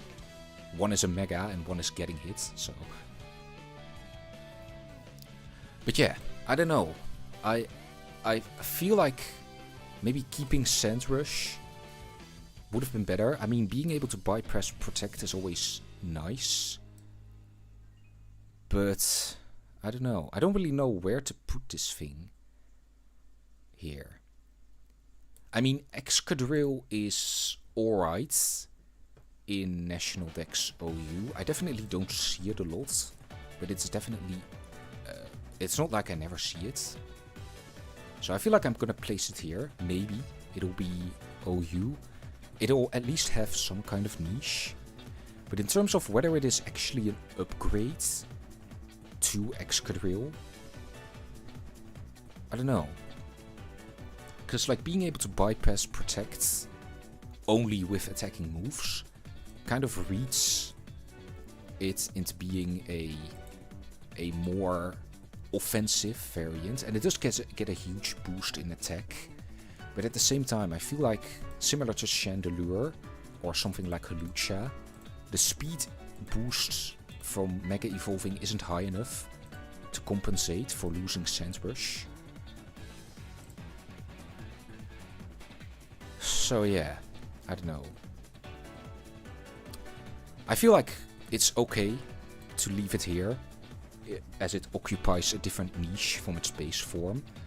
Just because unlike base Excadrill, I don't feel like I'm ever going to see this thing brought strictly alongside Sand, or as a dedicated lead. So I guess I'll leave it there for now. Mega-Greninja, also one that puzzles me. When I first saw this, I was like, why is this necessary? Like, it's just diet Ash Greninja. And I mean, yeah, it's faster, but it's also weaker than Ash Greninja. And don't get me wrong, like Ash Greninja in Gen 8 National Dex was like a big threat. But yeah, they didn't really give it another ability either. They just let it retain Protean. Which, I mean, it's fine. Could have been worse. But yeah. I don't know. I don't really have much to say about this one. It did gain Nasty Plot, which is definitely a buff. And yeah, you can use Surf Hydro Pump. And then like Dark Pulse. And then, I don't know, Greninja has like a bazillion moves that it could run. If you want to specifically set up, you could go Ice Beam. You could also just have like a physical set. Because it did actually get a boost to its physical attack as well, I think. Let me pull up regular Greninja as well. Yeah. So if anything, I feel like this will probably this will probably occupy a similar niche to Ash Greninja, with the only difference being the ability. So I feel like it will still be dangerous, like Greninja itself is UUBL. So I feel like we will definitely see this thing in overused. And I guess it is definitely an upgrade over its base form, but I wouldn't say it's really an upgrade over Ash Greninja. So yeah. So down to the final few, Mega-Froslass. This is one that a lot of people are very excited for, because Froslass in its base form used to be pretty decent, but has kind of fallen out of favor over the years. Because what this guy was basically a dedicated lead. Like it has spikes, and I don't think it has Stealth Rock. No, it just has spikes. So it could be a disruptive lead with also like Will-O-Wisp and Destiny Bond and other things. Help me out here. Yeah, taunt, stuff like that. So yeah, it used to be great in like Gen 4 and maybe Gen 5, but after it started falling off pretty hard. Mostly because it wasn't quite fast enough to keep up with other dedicated leads. But now Mega-Froslass kind of flips the script and massively boosts its special attack. So yeah, the boost to its speed is also nice. And it got some boost to its special bulk. So that's cool. But the main thing people are excited about is its new ability. Because what did it have? Like Cursed Body, its base form, and Snow Cloak, which is banned under Evasion Clause. So yeah, but now they gave it Snow Warning, which I would say it's definitely a good ability. I mean, I'm personally a little bit more skeptical than most people are, because Snow Warning does give it perfect accuracy on blizzards, and it actually does shore up its physical defense as well. That's something I hadn't really noticed. So you could run this as like Shadow Ball. You could run Nasty Plot as well, or you could just make it an all-out attacker with also Destiny Bond still as an option since it's quite fast.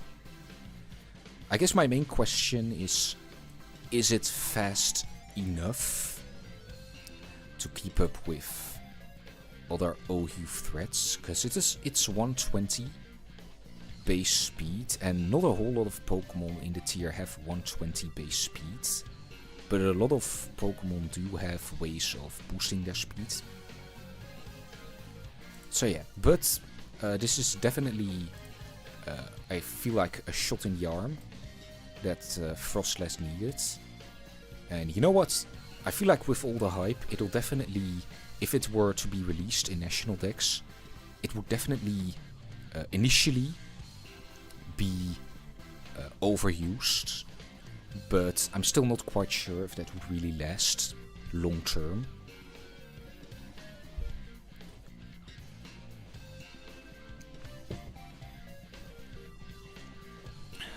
Alright, so Mega-Feraligatr. Oh boy, Mega-Feraligatr.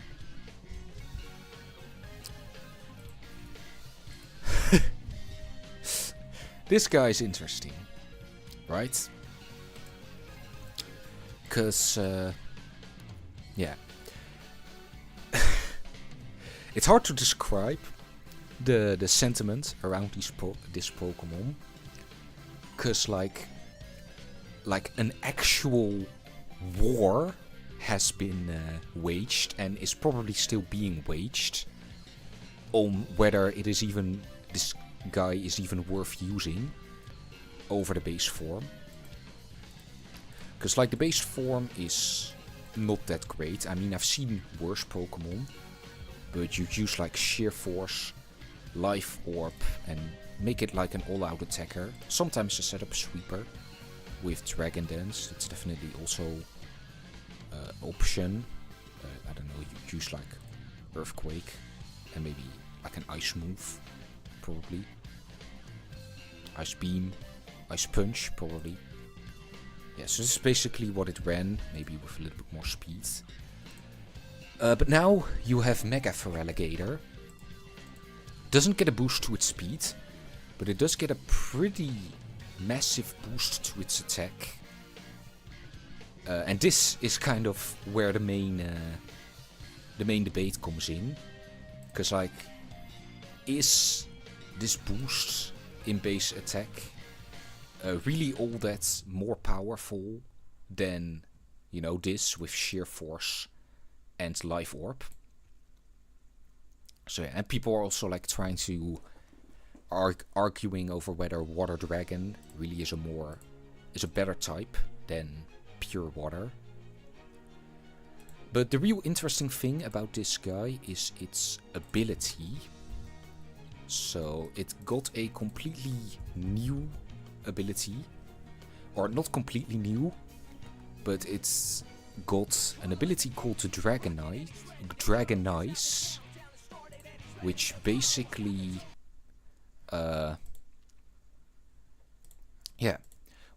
functions as other abilities before it, like Aerolate, Galvanize, and they turn normal type moves into dragon type moves and give them a power boost. So people are mainly looking at Double Edge, which will get a power boost and become just like it's a 140 base power, perfectly accurate physical dragon move.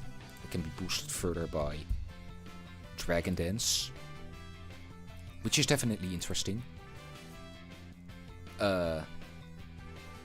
Yeah, but like I said, people are really like wondering how much of an upgrade this really is. And, oh, I forgot to put these guys in. This guy is definitely an upgrade. This guy, yeah, just put it there.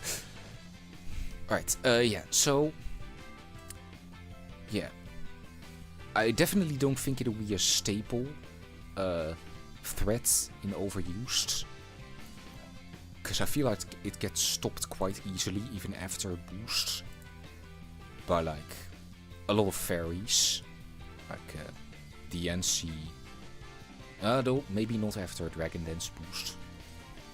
Iron Valiant, like its bulk, especially its special bulk, it's not that great, even as a Mega. Has better physical bulk.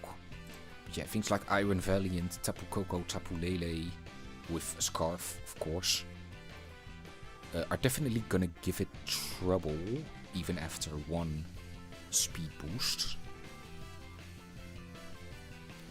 Yeah.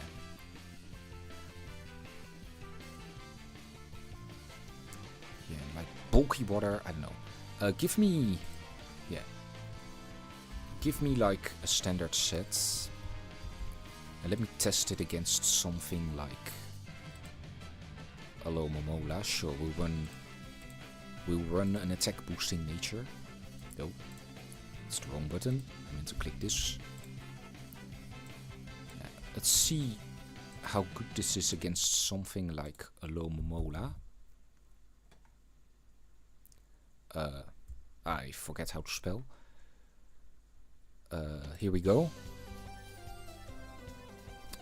Okay, so make this a dragon type move. Oh yeah, and I guess yeah, we should change this to be 140 base power, just to be accurate. So let's test it against something like Alomomola, which can take boosted water moves. Okay, wow, this is without a boost as well. It's definitely better than I expected. Yeah, what else can we test it against? Ooh, Ferrothorn, yeah. It's gonna be big thorn in its side, no pun intended. Though honestly, at +1 it almost 2-hit KOs. But then again, it's probably, if it goes for double edge, it is probably taking itself out along with the Ferrothorn.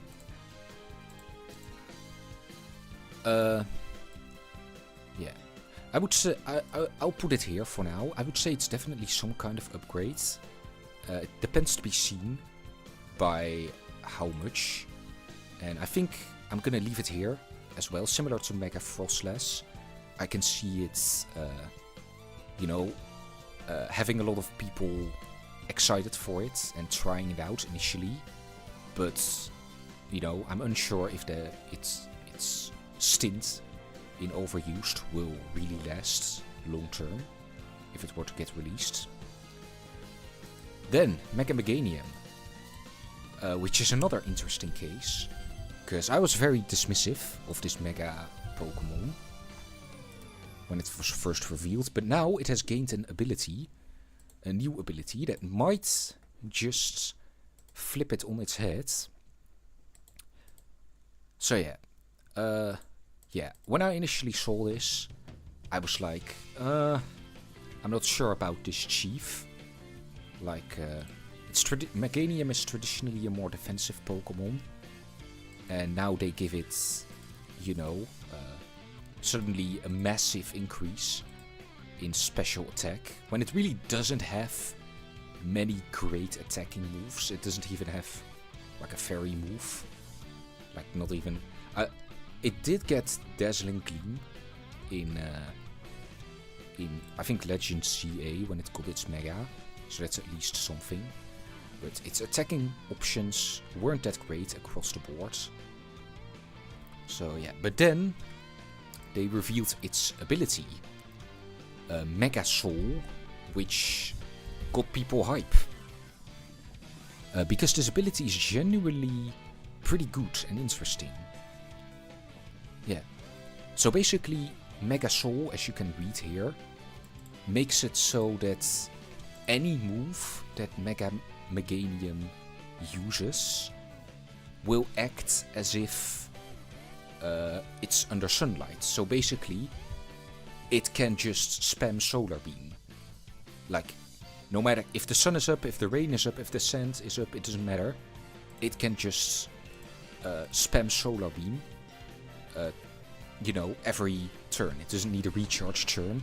It can just immediately spam this very powerful move off of its very high attack stats. And you think, okay, that's pretty good, right? But that's not all. The real potential of this ability lies in other interactions, like interactions that you might not even think about as quickly. Like that you might initially not think about. For example, Weather Ball. Like, with this ability, if Mega-Meganium uses Weather Ball, it'll always be 100 base power fire move to like destroy steel types and other grass types. And I think I saw a post on Reddit that actually stated that this the Mega-Meganium's Weather Ball wasn't even weakened by rain, as fire moves usually are. But then it gets even crazier, because Synthesis will also always act like a Meganium is in harsh sunlight, and thus in one turn Mega-Meganium can heal 2/3 of its health back. Yeah, and then I think that's mostly it in terms of Mega Soul interaction. It's a shame it doesn't have growth. Because that would be really crazy. If it got, you know, if it got growth. Because basically growth doubles your attack and special attack if you use it in Sun. But, yeah, I don't know. And that, you know, this ability has kind of made me come around to the idea of Mega-Meganium working out. It is definitely an upgrade. I mean, they could give this thing almost anything and it would be an upgrade. But in terms of actual viability, like I said, I definitely think it has a lot of potential. So it could very well surprise us. But I'd honestly put it in the same boat as these three. They may get a lot of usage early on, if like right after they're released. But it may fall off in the long term. Because honestly, like, its stab combinations, or its stab combination is alright, but Grass Fairy really isn't that great defensively. With Mega Soul, you do have the... or no, wait, actually, never mind. I was gonna say that it turns your fire weakness off, but no. If Mega Soul existed but for rain, that would be the case. But yeah, Grass Fairy is not a great defensive typing. You have quadruple weakness to poison, weakness to steel, weakness to flying, fire, ice. Like, I think there are Pokemon that can make the grass typing work defensively, like Mega Venusaur, for example. I feel like is an apt comparison, but that's mostly because it has thick fat to turn off the ice and fire weaknesses. So, yeah, like I said, I feel like this guy has a lot of potential, especially in this metagame. I actually do wanna still run some tests. Do we? I feel like we do include Earthquake here, just because Heatran kind of walls it like this. Yeah, what I've learned from this stream is that if these Mega Pokemon were ever released, I should really start using Heatran.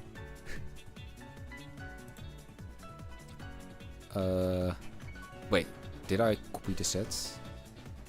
Yeah, we're almost done with the stream. I did not think I would be streaming for this long. Like, usually I'm already getting ready to go to bed around this time. But yeah, my parents are probably wondering where the hell I am, if I like died at my desk. Meganium. There we go. Alright, yeah, so... yeah, Clodsire, Earthquake is also pretty good against Clodsire, I just realized. Against Heatran, of course, as well. Will it one-hit KO it? Not really. But it'll be enough. It'll be enough. It'll do enough to scare it out.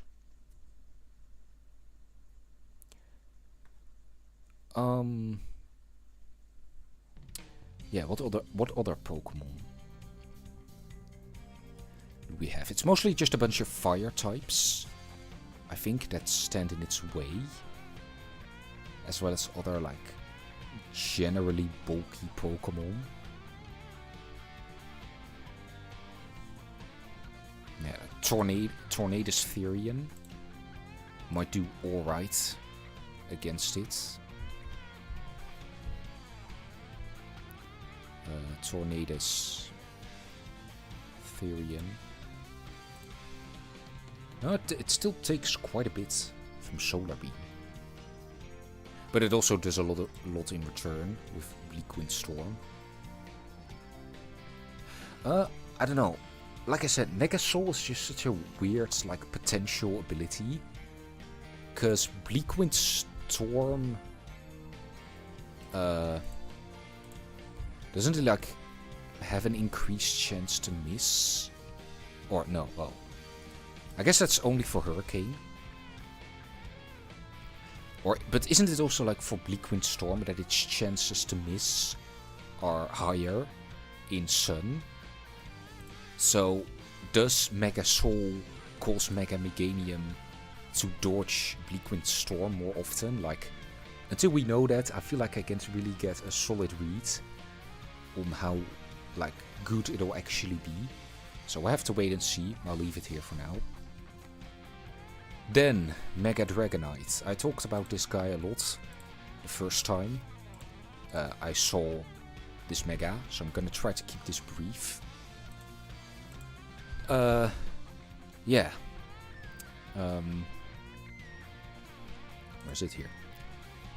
So, in short, this one occupies a different niche.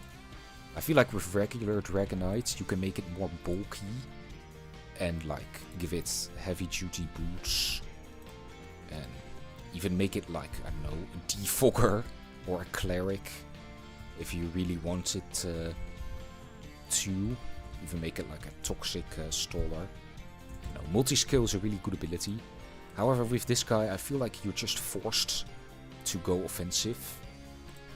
It retains multi-scale in its Mega form, which I feel kinda sucks, because you don't have heavy duty boots, meaning you're much more likely to lose multi-scale to Stealth Rock.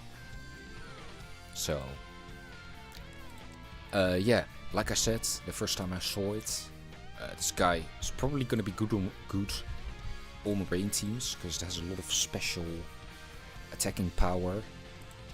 And in National Dex specifically, like Dragon Dance sets for Mega Dragonite will also have to compete with the fact that regular Dragonite can use Flyinium Z. Which, yeah, I feel like will make it so that Dragon Dance sets aren't as viable on Mega Dragonite in OU or in National Dex as they are in regular OU. And I mean, the main focus is on special attack, but it doesn't really have any special attacking boosting moves. At least I don't think it gets any. Unless they randomly gave it Nasty Plot in the new game. But I guess we'll see.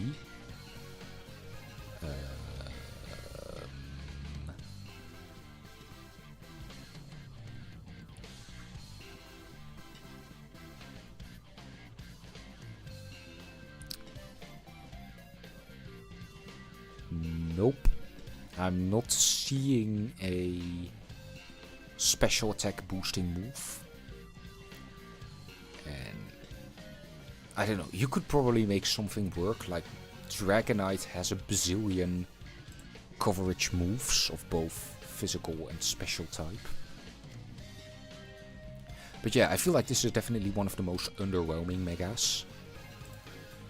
I don't know, Dragonite is overused right now, I think, in National Dex. So, I could definitely see this guy being overused as well. But maybe being worse than its regular form, due to the fact that it's far less versatile. So, I don't know, could be overused by technicality, like Mega Garchomp. But we'll have to wait and see. Alright, and then our last Pokemon to discuss is Mega-Starmie, which I feel like is just definitely gonna be overused. I mean, the stats are crazy, and I don't know, it still displays the old stats as they are in Legends ZA. So these stats look insane, but in reality it only has 100 attack, because all the theories were right, and it does have huge power or pure power as its ability, one of the two.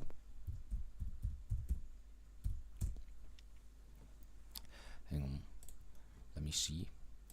Oh, nice. Now, right on time. I'm getting better at this. Let me see. Is it huge or pure power? I mean, huge and pure power basically do the same thing, so it doesn't. It's not like it matters. So yeah, it actually only has 100 attack, but yeah, the rest of the stats are still definitely insane. Like, it gets bulk up, or I thought it did. I thought it did get bulk up. Because it's definitely, with huge power, it's definitely more geared towards a physical attacker. You know, whereas, you know, this original stat spread, back when these megas first came out, left it a little bit more ambiguous what role it could fill, you know. Could also have gone special. But now with huge power, I feel like there's a pretty big focus on its physical attack. But I thought it could bulk up. Am I crazy, or is it something new it did receive?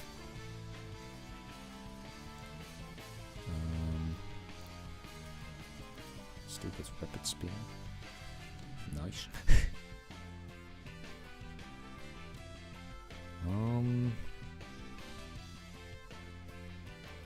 Oh, it does get bulk up. I'm not hallucinating yet. So yeah, this thing with bulk up, definitely quite scary. It can run Liquidation, Zen Headbutt, and then for the last slot, you can really run like whatever you want. You can run Drain Punch. Does it get that? I thought it got that. Am I hallucinating again? Okay, this time I'm actually hallucinating, okay. Yeah, you can use something like Aqua Jet, which is also apparently a new move that it got. You can make it a more like general attacker with flip turn, akin to like Ogerpon Water with U-turn.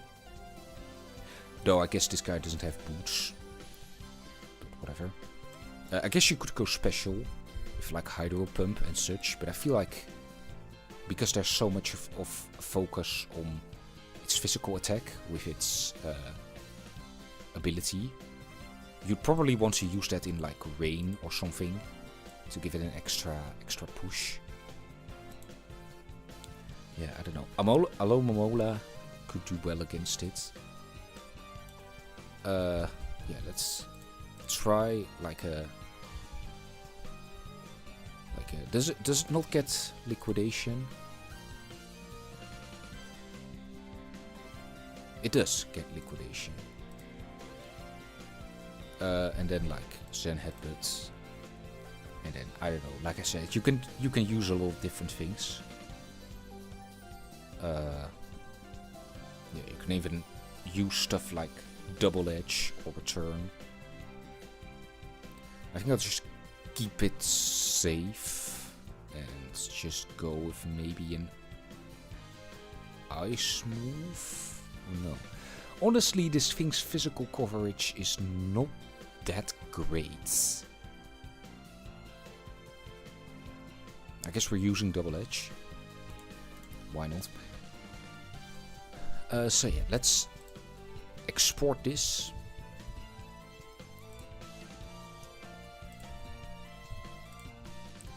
There we go.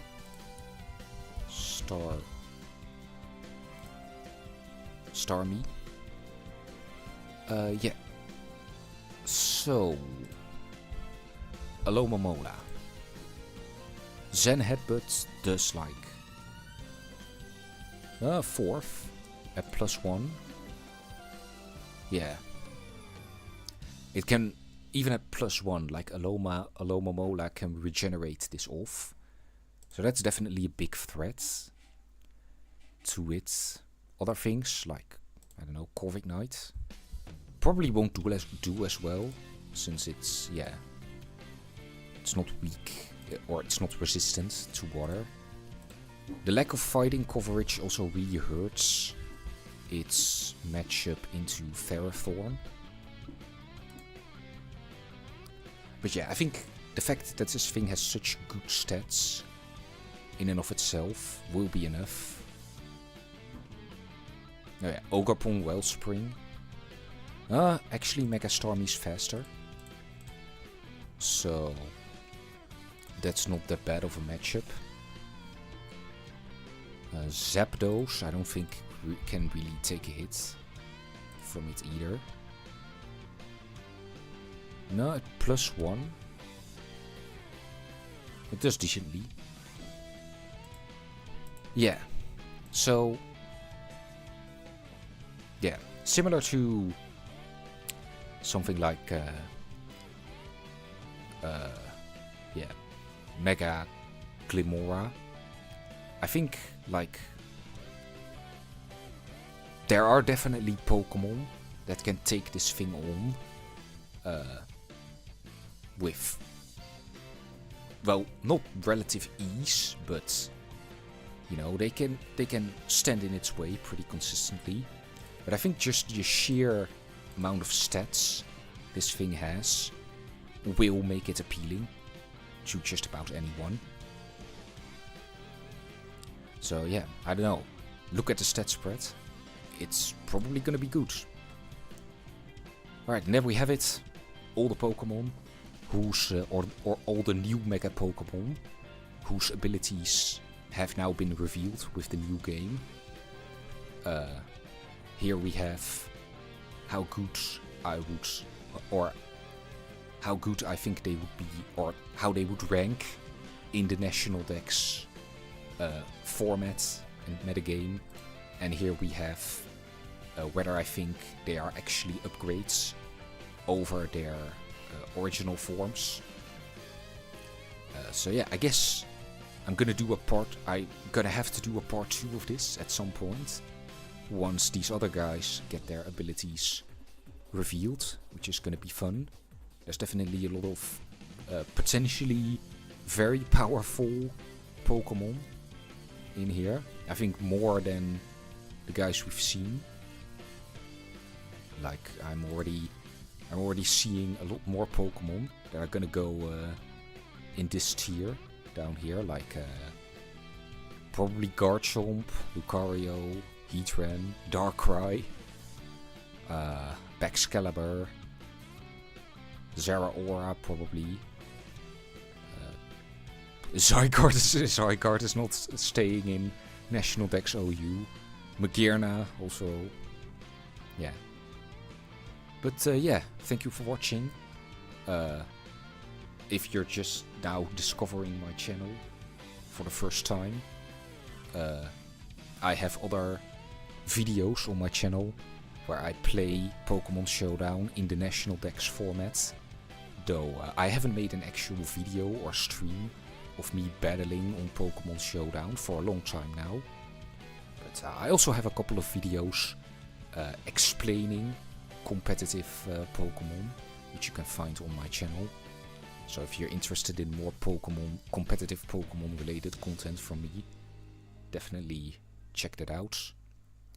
And like I said, I'm still cooking up a new video, but it'll likely be a little bit until that one releases. And yeah, in general, I'm very busy right now. I don't really know what else to say. Thank you for watching again. And yeah, that's all from me. Goodbye.